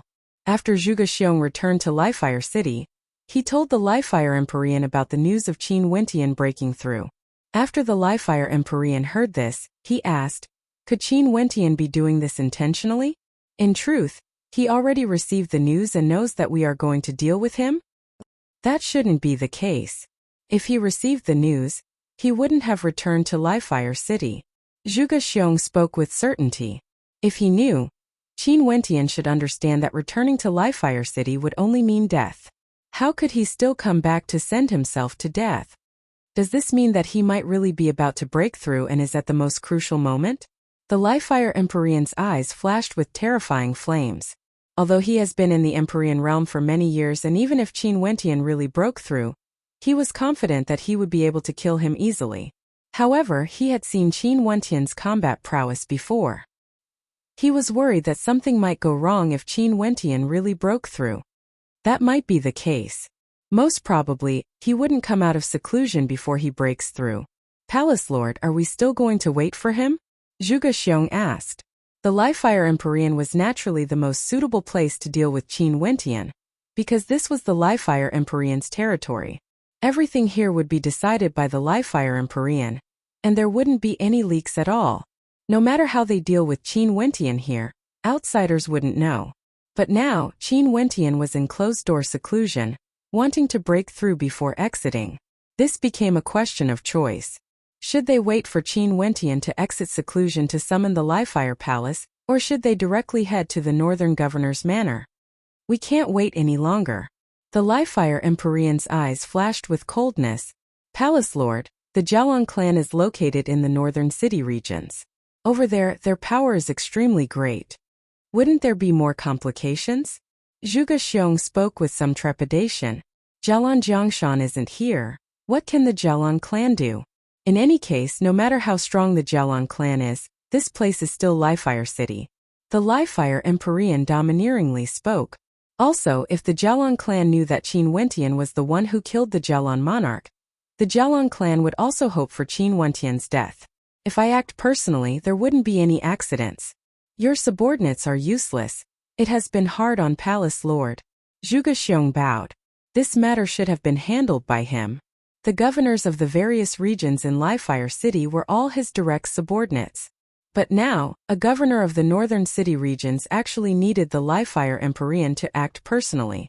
This naturally meant that his capabilities weren't enough.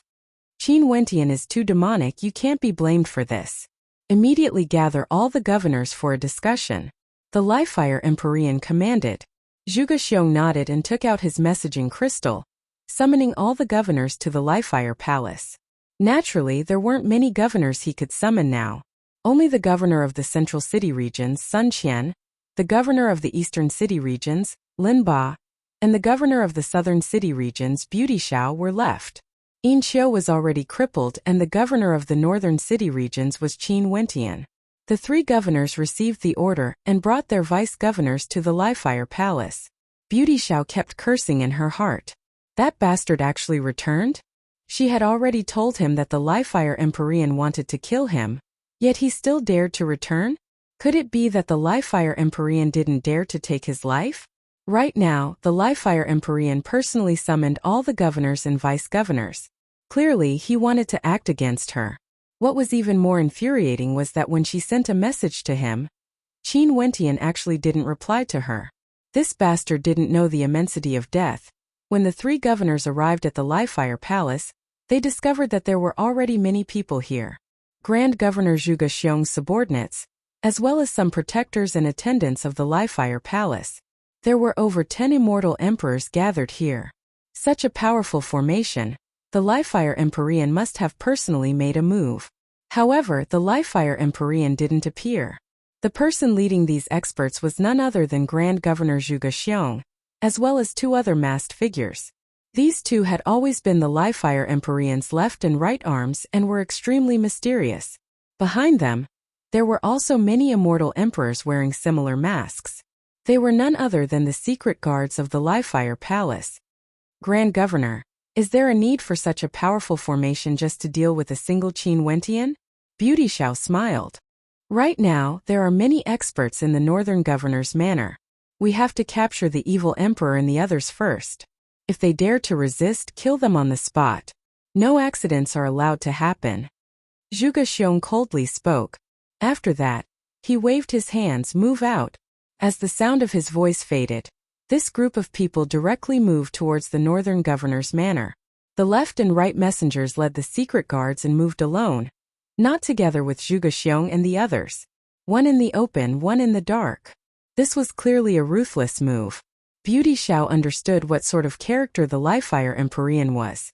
Someone who could sit in this position would surely be extremely ruthless and decisive.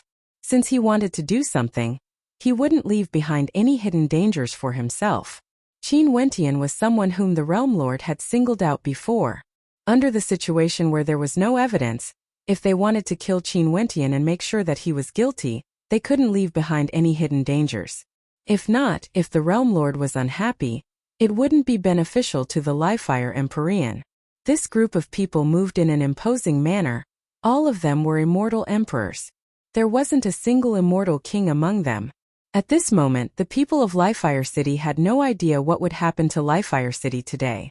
They were living their lives as per usual, cultivating alone, trading for treasures, drinking wine and chatting idly, or enjoying the pleasures of the flowers. It was the same for the northern governor's manor as well. Everything was in order. In fact, there were no abnormalities at all in the governor's manor. Do you guys know that the governor has already returned? Some people in the governor's manor whispered. We know. Lord Governor has always been elusive. This time after he returned, he has been staying in the governor's manor, not appearing at all. I heard that on the second day after Lord Governor returned, Grand Governor Zhuge Xiong came by as well. He seemed to have something to look for Lord Governor but was obstructed by Vice Governor Su. I wonder if something would happen. What can happen? Don't you know what sort of character our Governor Qin is? Although Zhuge Xiong is the Grand Governor, so what? In front of Lord Governor Qin, he still doesn't have the qualifications to be arrogant. That person spoke with arrogance, feeling an intense reverence for Qin Wentian in his heart. Although Qin Wentian was very low profile during these years, he was simply too special. Every single thing he did would cause a huge commotion. Just as they were speaking, a terrifying fluctuation suddenly appeared in the air. The clouds churned, and after that, a stifling pressure bore down from the sky. What's going on? The crowd frowned. What happened? They inclined their heads, only to feel the pressure growing stronger and stronger. In a short instant, the entire governor's manor was enveloped by it. After that, numerous figures descended from the sky. Each of them was an immortal emperor. Also, the person in the lead was actually Grand Governor Zhuge Xiong. At this moment, the hearts of everyone in the governor's manor trembled. They understood that something major was about to happen. The entire governor's manor was instantly in a state of chaos. In fact, even the people in the surroundings of the governor's manor could feel the pressure. When they saw the experts descending from the sky, all of their gazes were filled with shock. Was the sky changing? The experts in the air descended, standing in different locations. Zhuge Xiong stepped out as he spoke in a clear voice. Northern Governor Qin Wentian, come out. No one replied. In the inner regions of the governor's manor, the evil emperor, Su Li, and the others appeared. They soared into the air and stared at the experts descending from the sky. Although they knew that a storm was brewing and that something major might happen, they didn't expect it to happen so quickly. Governor Qin is currently in closed-door seclusion. Grand Governor, what do you mean by this? Su Li asked. Zhuge Xiong's expression was cold to the extreme. He then spoke. Qin Wentian has violated the iron rules of the Li-Fire Palace. His crime is unpardonable. Palace Lord is summoning him to the Li-Fire Palace for questioning. Also, all the vice-governors and attendants of the Northern Governor's Manor are to follow me there. Even now, Zhuge Xiong still wanted to bring Qin Wentian back to the Li-Fire Palace to deal with him in secret. The gazes of the evil emperor and Su Li froze. Was he planning to capture them all in one fell swoop? He wanted to bring the vice-governors and attendants away? Could it be that the Li-Fire Empyrean wanted all the core characters of the Northern Governor's Manor to disappear? Countless people felt their hearts trembling. The Li-Fire Empyrean wanted to capture the Northern Governor's Manor? Qin Wentian? What was going on exactly? I don't understand Grand Governor's meaning. The evil emperor's eyes flashed with a green light as he coldly spoke. You will know after you go to the Li-Fire Palace. Zhuge Xiong's immortal sense gushed out, enveloping the governor's manor. His gaze landed on the courtyard Qin Wentian was in, and he punched out. In an instant, a beam of fist light pierced through the sky, directly penetrating through everything. Thunderous rumbling sounds rang out as the buildings collapsed, causing dust to fly up into the air. An extremely sturdy cultivation formation could be seen in the midst of the ruins. A white-robed figure sat cross-legged there, as though he was cultivating inside. This white-robed figure was none other than Qin Wentian. At this moment, Qin Wentian inclined his head. His eyes were like sharp swords, shooting straight up into the clouds, incomparably resplendent and terrifying to the extreme. With a single glance, Zhuge Xiong's eyes trembled. At this instant, he actually felt like he was facing a divinity. It was like this person was someone he couldn't defeat. Finally, it has come. Qin Wentian's eyes were terrifying. He slowly soared into the air, waiting for this moment for a very long time. Chapter 1656. Qin Wentian floated in the air, staring at the Li-Fire Empyrean and his subordinates. He then turned his gaze to Zhuge Xiong as he coldly spoke. Governor Zhuge, may I ask what crime I've committed? His voice was very calm, but Zhuge Xiong felt his heart trembling. For some reason, Qin Wentian actually gave him an indescribable sense of pressure, an extremely intense pressure. We'll talk about this matter after we head to the Li-Fire Palace. The Empyrean wants you to bring the Northern Vice-Governor and attendants back with me. Governor Qin, just do as he's told. Zhuge Xiong's voice was no longer as domineering as before. The calm Qin Wentian actually caused him to feel fear. If Qin Wentian suddenly acted up, he might really be in danger. If you don't explain clearly what crime I, Qin, have committed, I won't go to the Li-Fire Palace. Governor Zhuge bullied me and humiliated me, even destroying my residence. I'm afraid I won't be able to return. Qin Wentian stood with his hands behind his back.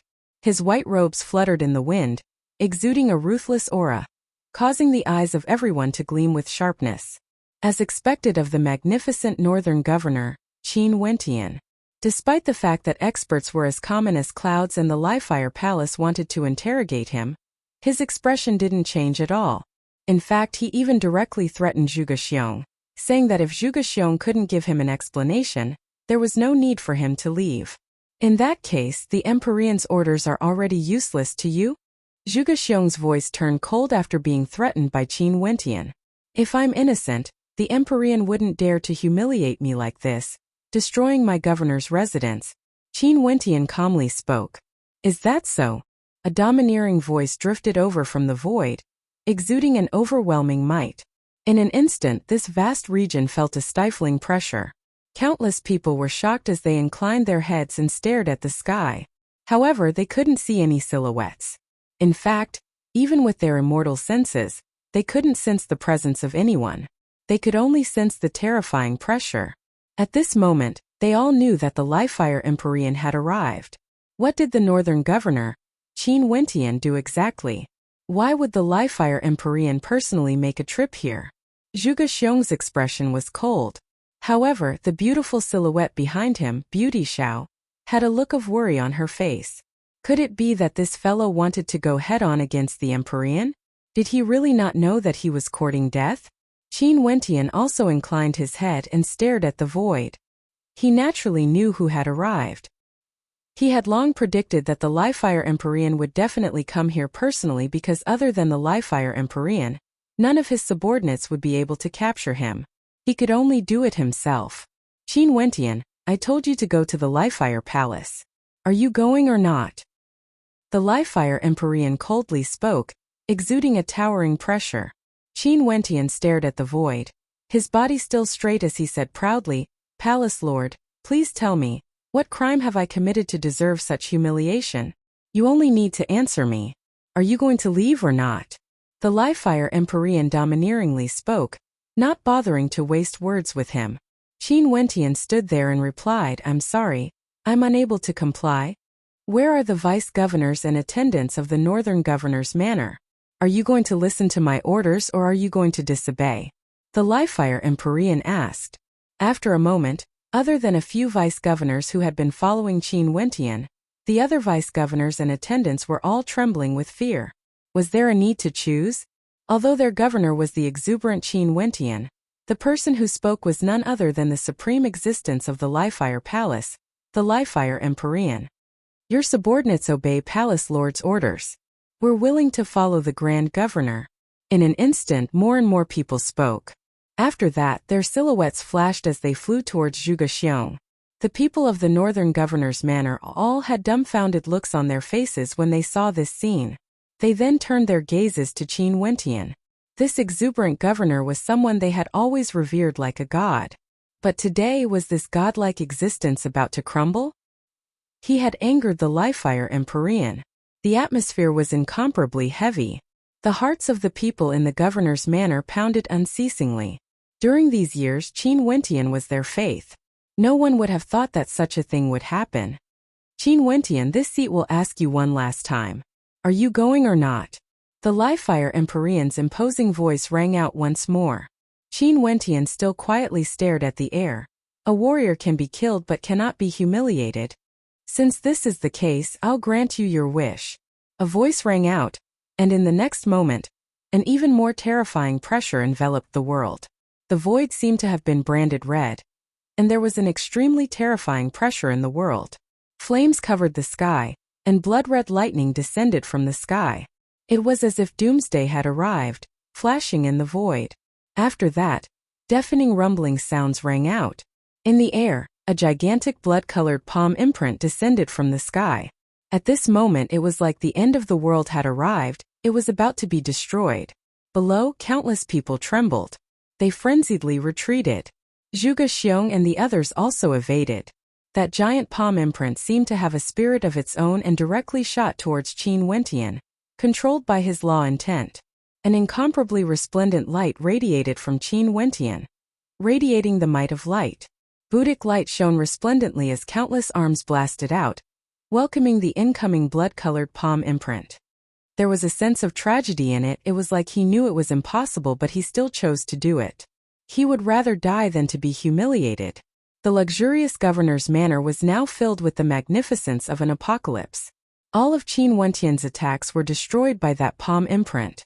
Everyone stared dumbfoundedly at this scene. The Livefire Empyrean wanted to directly destroy Qin Wentian, not giving Qin Wentian any chance at all. When that apocalyptic palm imprint slammed down, an incomparably intense boom rang out, after which the spectators only saw the earth trembling as a gigantic crater appeared, emitting an aura of scorching destruction. The entire ground was dyed red as a series of fiery fissures appeared. The gazes of the crowd turned over. Qin Wentian, who exuded magnificence throughout the generations, was he killed so easily? He died just like that? Wasn't this a little too childish? Furthermore, it was extremely cruel.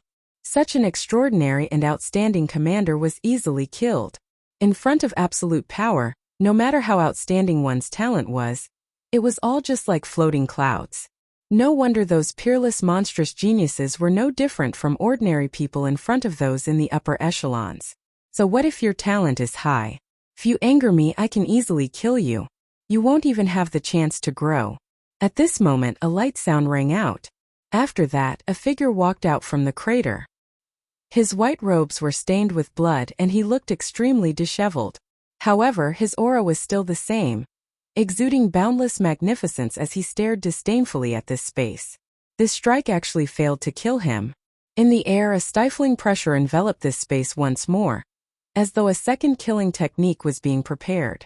Empyrean, what are you doing? A voice drifted over from afar. After that, a terrifying whistling sound rang out as resplendent beams of light shot through the air. In just an instant, another group of figures appeared in the air. The person standing at the very front was clad in black robes and had a mask on his face.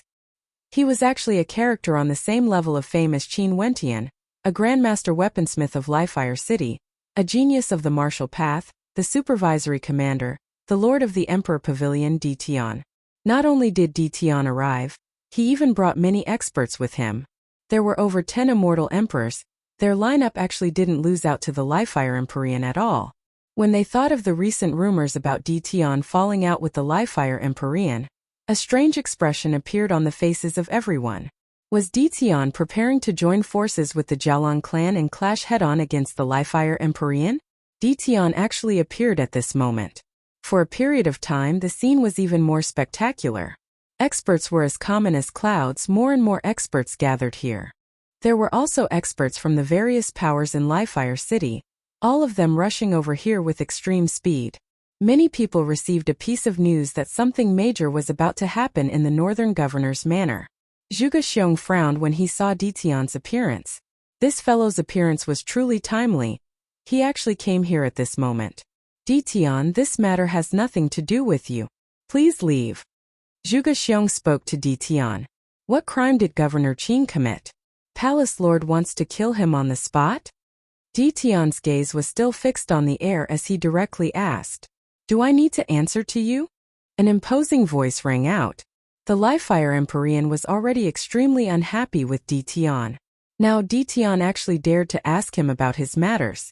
Palace Lord naturally doesn't need to answer to me for your actions. It's just that I received news that Palace Lord wanted to kill Governor Qin under false pretenses. I initially thought that the news was fake. What sort of character is Palace Lord? Why would he act against a subordinate governor? But now, I actually saw Palace Lord killing Governor Qin. Hence, I wanted to ask you something. Di Tian calmly spoke, neither servile nor overbearing. Qin Wentian was disobedient and disobeyed Palace Lord's orders. This crime alone is sufficient. Zhuge Xiong coldly spoke. Governor Di actually dared to slander Palace Lord? This is a great crime. Disobedient? Di Tian glanced at Qin Wentian. Governor Qin, is there such a thing? Palace Lord, if you want to kill me, just say so. Why is there a need to find excuses? I returned to my governor's manor for closed-door seclusion, but Zhuge Xiong directly killed his way here and destroyed my governor's manor, waking me up from my seclusion. After that, he said that I've committed a great crime, yet he didn't say what the crime was and wanted to bring me back to the Livefire Palace. I want to ask Palace Lord, is this the crime of disobedience? Qin Wentian coldly spoke. Shut up. The Livefire Empyrean berated. After that, he turned to Ditian. Governor D, I know you are the supervisory commander. However, the crimes Qin Wentian has committed cannot be pardoned.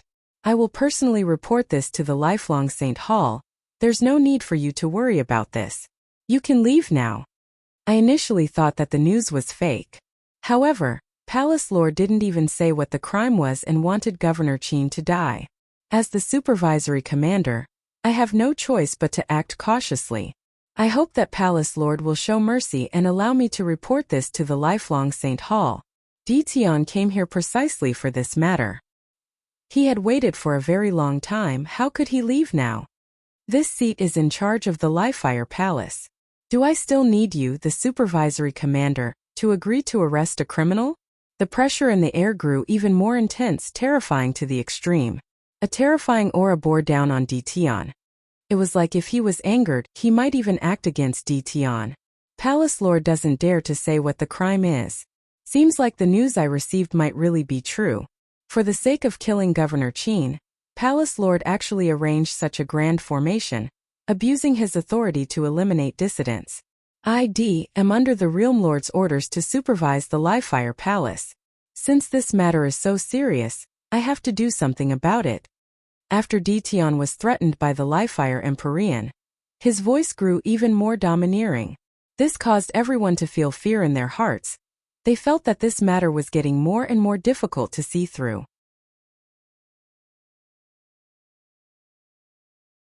Chapter 1657. Who are you? Do you have the right to interfere in the matters of the Livefire Palace? Zhuge Xiong berated. That person's gaze turned sharp as he stared at Zhuge Xiong and coldly laughed. I'm from the Xinyuan clan of Lifelong City. What do you want? Does everyone believe me? Ditian glanced at the people around him. Everyone shook their heads. Governor Qin was too careless. It's very normal. Zhuge Xiong spoke. Governor Qin, is this the case? Ditian asked Qin Wentian. Sun Qian, how many benefits did the Jialan clan and Ditian give you for you to dare to betray the Livefire Empyrean? Zhuge Xiong's reaction was extremely fast. Could it be that you don't know the crime of going against your superiors? As the sound of his voice faded, a figure walked over. This person was none other than Jialan Jiangshan. He stood arrogantly in the air like a divinity. He stared at the Livefire Empyrean. I didn't expect that after you became the Livefire Empyrean, you would act so recklessly, killing your own subordinates. Not only are there people from the Xinyuan clan here, there are also people from various powers in Lifelong City. They are all my good friends and came to the Livefire Palace to look for me. However, I received some news from the Livefire Empyrean. Hence I brought all my friends here to take a look. As expected, I've seen how tyrannical the Livefire Empyrean is. There's no need to care about crimes, you can kill me directly. If the Livefire Empyrean says that I've committed a crime one day, would he kill me directly? Not long ago, he acted against Din Xiu. Could it be that this was merely a premonition? Everything pointed to the Livefire Empyrean. Qin Wentian stared at Zhuge Xiong. If you wish to incriminate someone, you can always find a pretext. I really want to know where this avatar of mine came from. Why is it that even I don't know about it? In addition, everyone in the Livefire Palace knew that this supervisory commander stood on the opposite side of him. The Livefire Empyrean's eyes flashed with terrifying killing intent. This smiling tiger Sun Qian, he had always felt that he was very honest with him. But now Sun Qian had actually betrayed him. The Jialan monarch must have been killed by Qin Wentian. In that case, I can't even enforce the law in the Livefire Palace anymore. I'm actually to say that I'm being restricted by a supervisory commander. If there's no evidence, isn't it a little too tyrannical to execute a supervisory commander? What are you going to do about it? When the Livefire Empyrean heard Ditian's voice, he let out another terrifying roar. After that, in the air, a bolt of blood-red lightning flashed as a figure appeared there. It was none other than the Livefire Empyrean. He was like the lord of this world, looking down at the masses with disdain. His eyes flickered with blazing flames as he stared at Ditian. Palace Master, why do you need to change the topic? You didn't mention any crime and directly wanted to kill a commander. Could it be that as the supervising commander, I don't have the qualifications to interfere? Di Tian spoke. Or to put it in another way, Palace Lord is a marquis of a region. In your eyes, you basically have no respect for the supervisory commanders appointed by the Realm Lord. You even dared to act so brazenly in front of me, killing a governor. Even the Livefire Empyrean couldn't understand at this moment. Why would the situation be so out of control? Ha ha ha.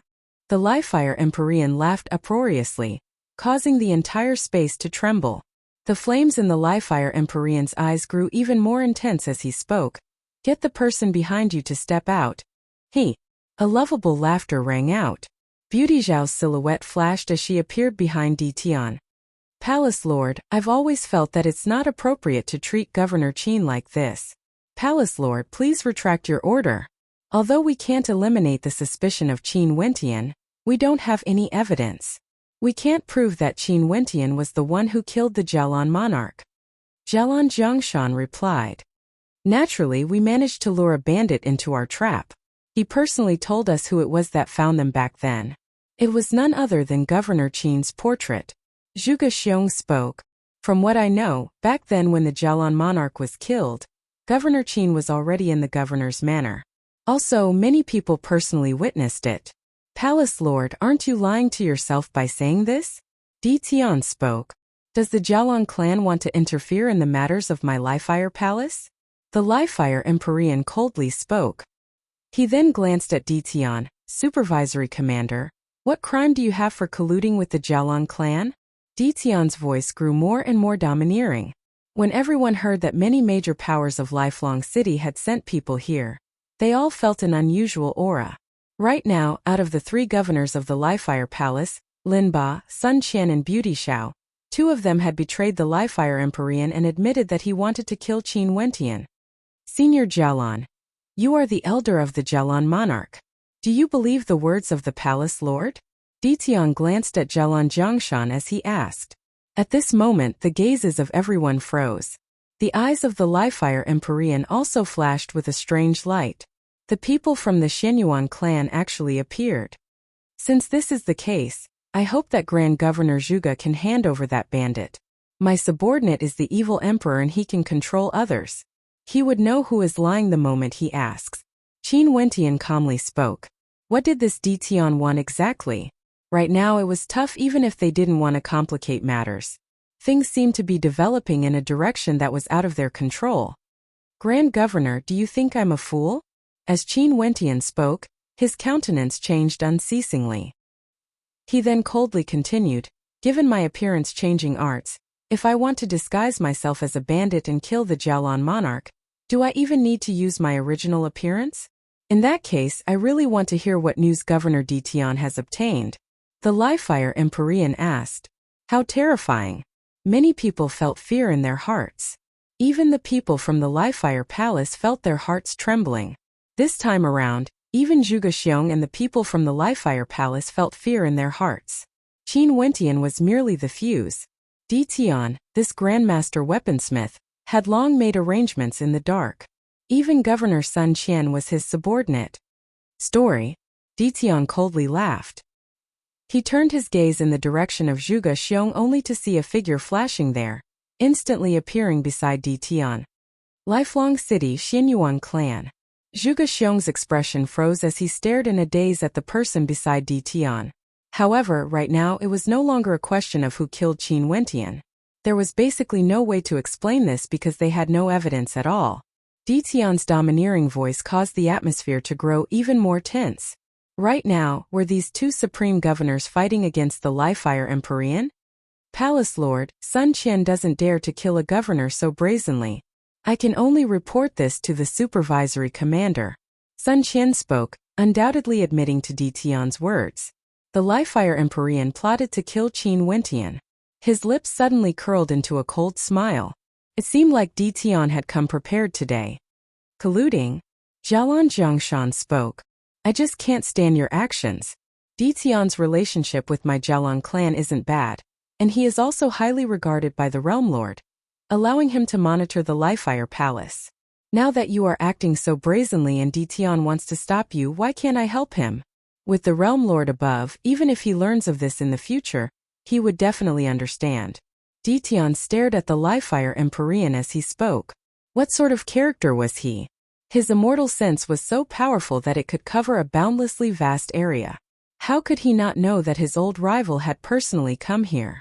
Could it be that Qin Wentian already knew everything and even colluded with Ditian? I am highly regarded by the Realm Lord. Since I encountered such a matter, even if I can't interfere, I have to do my best. Ditian spoke, staring at the Livefire Empyrean. If the Palace Lord wants to do this, Ditian can only play along. This matter has to start from Governor Qin Wentian. Back then, Governor Qin once had an extraordinary relationship with the bandit Yi Qinyu. After that, the Livefire Empyrean captured Yi Qinyu and made use of Qin Wentian to become the northern governor. Everyone in Livefire City knows of his intentions. However, as Governor Qin displayed his brilliance at the lifelong banquet, the Livefire Empyrean started to fear his growth. This was because Governor Qin was no longer under the Livefire Empyrean's control. Hence, the Livefire Empyrean used the matter of the Jialan monarch's death to frame Governor Qin, wanting him to head to the Livefire Palace and kill him on the spot.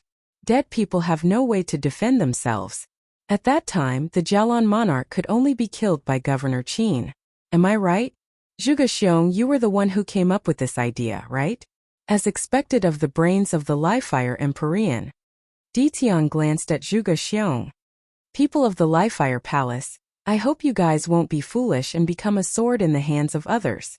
This matter implicates too much. I will definitely report this to the Realm Lord. Is there anyone else who is willing to step out and tell the truth? Sun Qian, what are you doing? Zhuge Xiong stepped out as his gaze froze.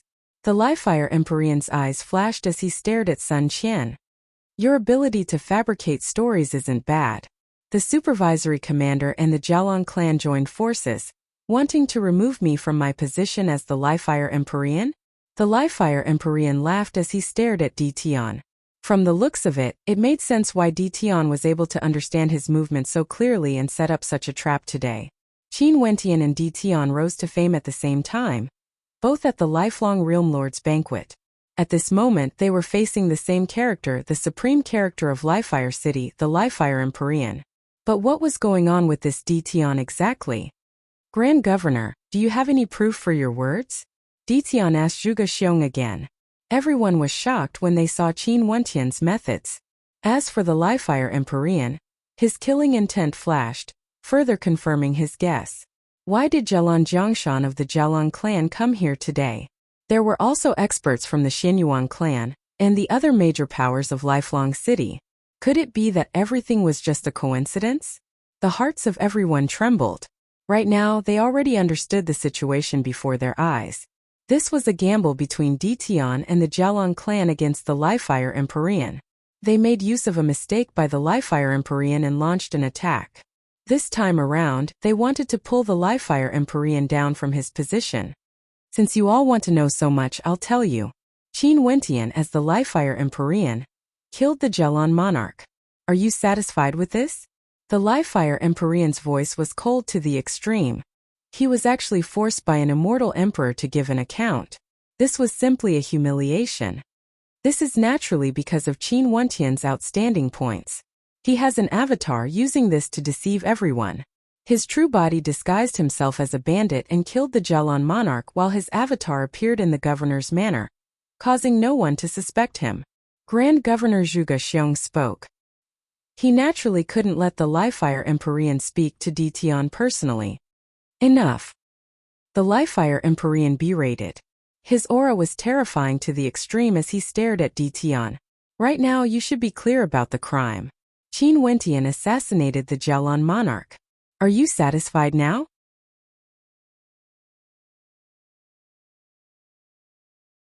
Chapter 1658. Sun Qian and Beauty Xiao were both subordinates of the Livefire Empyrean. If it was just Sun Qian alone, it could be said that he was bribed to betray the Livefire Empyrean. But since the two of them stood out together, their credibility was much higher. The Livefire Empyrean didn't have any evidence to prove that Qin Wentian killed the Jialan monarch. He only wanted to use this chance to get rid of Qin Wentian.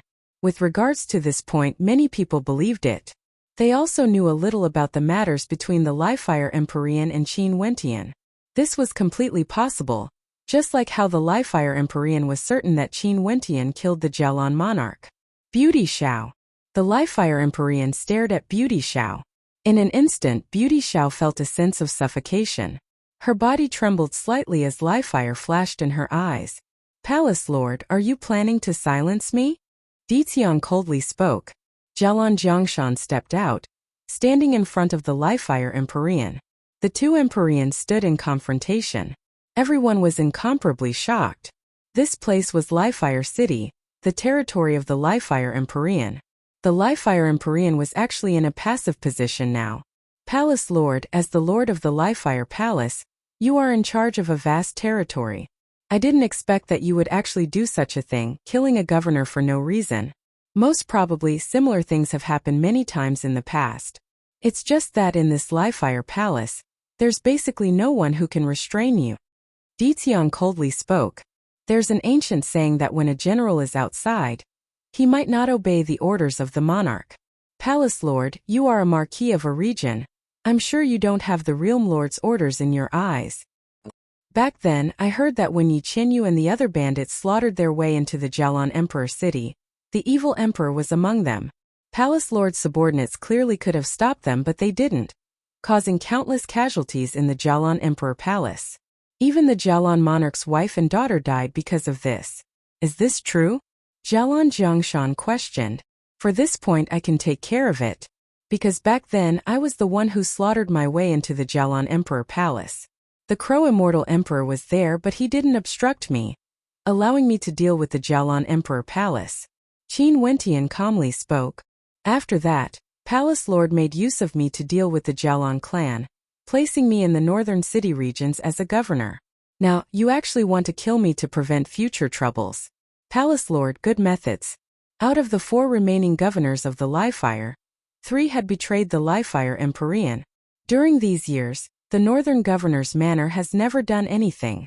It's still the Jialan clan who has been maintaining order in the northern city regions. We still have to pay taxes. What's the use of the governor's manor? What's the point of the Livefire Palace existing? Why don't we just let the Jialan clan manage Livefire City? That's right, not only for the northern governor's manor. Back then, when Governor Xiaoho of the central city regions acted against the Emperor Pavilion and used despicable methods, the Livefire Palace also didn't investigate this matter thoroughly, right? They only found a few scapegoats. It was only after Grandmaster D became the supervisory commander that he came back and investigated this matter. The Livefire Palace basically didn't do anything. What's the point of keeping them? Numerous voices rang out. Today, many major powers in Livefire City also started to make things difficult for the Livefire Empyrean. The feeling they gave was that the Livefire Empyrean had already been deserted by everyone. The major powers in Livefire City didn't approve of him and wanted him to step down. In Livefire City, the Livefire Empyrean seemed to be extremely incompetent and incompetent. What a great show. The experts from the major powers from the lifelong realm all had smiles on their faces when they saw this scene. This Grandmaster D was truly an extraordinary character. His weaponsmithing abilities were extraordinary, his combat prowess was terrifying, and even his schemes were outstanding, forcing the Livefire Empyrean to such a state. This matter caused such a commotion that even if things were to calm down now, the position of the Livefire Empyrean would most probably be shaken. The periphery of this space was vast and mighty. It was unknown how many experts were surrounding it. Their hearts were fluctuating up and down, shaking violently. This was forcing the Livefire Empyrean to abdicate. The sky was about to change. This time around, Grandmaster D joined forces with the Jialan clan, because he wanted to drag the Livefire Empyrean down from his position. Regardless of the Emperor Pavilion or the Jialan clan, both of them had immense power in Livefire City. They had long since made preparations and arranged everything. The voices of opposition rose up. It felt like the entire Livefire City was against the Livefire Empyrean. In comparison, no one dared to stand out and support the Livefire Empyrean. After all, the Livefire Empyrean was different from the Jialan clan and the Emperor Pavilion. He was an official power and his people controlled the entire Livefire city. But now the situation was out of control. As the saying goes, the victor is the king and the loser is the villain. The various powers would usually pay tribute to the Livefire Empyrean. Even if they had some relationship with the Livefire Empyrean, it was just a superficial relationship. Right now the situation was unclear. No one knew who the Livefire Empyrean would be in the future. How would the various powers dare to choose a side so easily? If they chose the wrong side, they would be consigned to eternal damnation. The Livefire Empyrean's expression grew uglier and uglier. His aura surged as the apocalyptic scene behind him continued. It felt like he wanted to incinerate the entire world in a moment of rage. He, the Livefire Empyrean, actually fell into Dtion's trap today. This was clearly set up to deal with him. All the spearheads were pointed at him, revealing all the mistakes he had committed, placing them before the eyes of everyone. Zhuge Xiong, as the Grand Governor of the Livefire Palace, you actually incited the Livefire Empyrean to commit a crime, suggesting that Governor Qin should be killed. Do you know your crimes? Dtion stared at Zhuge Xiong in the air as he coldly spoke. Governor Lin Ba, as well as the protectors and guards of the Livefire Palace, I will definitely report this matter to the Realm Lord. Are you guys still going to be so thick-headed and continue to make mistakes? Shut up. The Livefire Empyrean coldly berated. Today, I came here to apprehend the criminal Qin Wentian. Supervisory Commander Dtion obstructed me in every possible way, colluding with the Jiaolong clan and plotting to topple my position as the Livefire Empyrean. Such a crime of treason is actually so righteous, inciting the Jiaolong clan and Emperor Pavilion to rebel together. This is simply an extremely heinous crime. Dtion, I'll only ask you one question. Today, are you sure you want to rebel against the Livefire Palace and help the Jiaolong clan seize control? The Livefire Empyrean clearly knew that everything Dtion said was correct. However, at this moment, he was already riding a tiger and it was hard for him to dismount. Right now, he could only say a few words. The winner is the king. The loser is the vilified. As the saying goes, the victor is the king. Everything written in the dossier would be written by the victor. No matter what conflicts there were, strength would be the final solution. Since both parties were so stubborn and both wanted to seize the mistakes of the other, the only thing that could decide everything would be strength. The Jiaolong clan allied with the Emperor Pavilion and wanted to clash with the Livefire Empyrean. Since this was the case, he would accept the challenge. Seems like Palace Lord is going to make mistakes again and again. How heartbreaking. As the supervisory commander, Dtion has received the Realm Lord's kindness. I advise Palace Lord not to do things like this again. If you stop now, it's still not too late. Maybe after the Realm Lord investigates clearly, he would be lenient. Dtion sighed.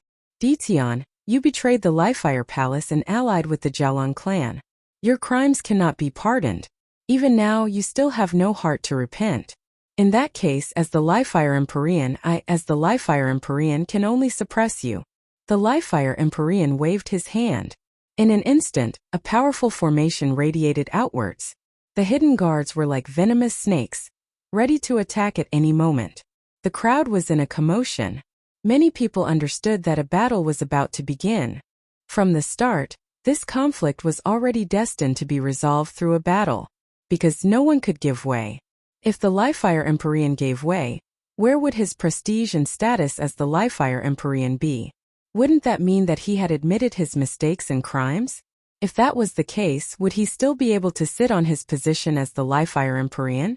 It was also impossible for Dtion and the others to retreat. They had already initiated this conflict and were directly facing the Livefire Empyrean. The Jiaolong clan had also acted and they had grasped the timing so well. How could they retreat now? The people from the Jiaolong clan and Emperor Pavilion also acted. Waves of terrifying might gushed forth, causing the surrounding crowd to retreat again and again. The majestic northern governor's manor would soon become a battlefield that could change the heavens. The vice-governors and attendants of the northern city regions felt their hearts trembling. When the Livefire Empyrean appeared, although they respected Qin Wentian, they still chose the Livefire Empyrean without any hesitation. However, the current situation had far exceeded their expectations. They were now embroiled in a shocking storm. People of the Livefire Palace, Stop being so stubborn and helping the evildoer. Ditian berated the people of the Liefire Palace. The hearts of everyone trembled.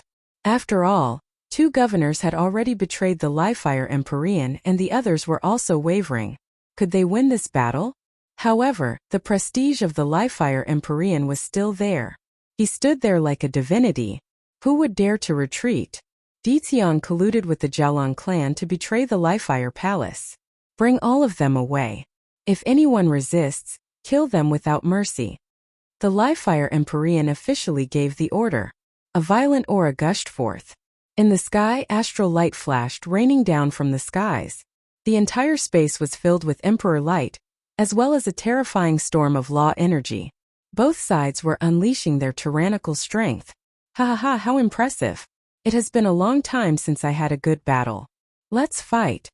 Jialan Jiangshan spoke to the Liefire Empyrean. They didn't act against the others or both sides would surely suffer heavy casualties. Right?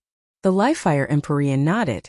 Liefire flashed with apocalyptic light, transforming into a blood-red fire dragon that directly shot towards Jialan Jiangshan. With an intention of his will, numerous snow-white demonic snakes appeared in the air, frenziedly rushing towards the Liefire Empyrean. In that area, the power of the Liefire Empyrean could destroy everything. No one else could enter this battlefield. Governor Zhuge, you instigated the Liefire Empyrean to kill me, barging into my governor's manor and forcing me out. Now how should we settle this debt? Qin Wentian's white robes fluttered in the wind. He stared at Zhuge Xiong as he coldly spoke. Upon seeing those eyes, Zhuge Xiong's expression grew unsightly. The Liefire Empyrean was fighting against Jialan Jiangshan. In that case, who would be the one to deal with Qin Wentian and Ditian? These 2 demon-level characters. You're tuning in to the Li Mei Sword of Destiny YouTube channel. We're so grateful for your support, and don't forget to subscribe to join us on this incredible journey through captivating stories. Your generosity through donations truly makes a world of difference, as it's the primary source of revenue that allows me to expand and enhance this channel for you. Thank you from the bottom of my heart for being a part of this adventure.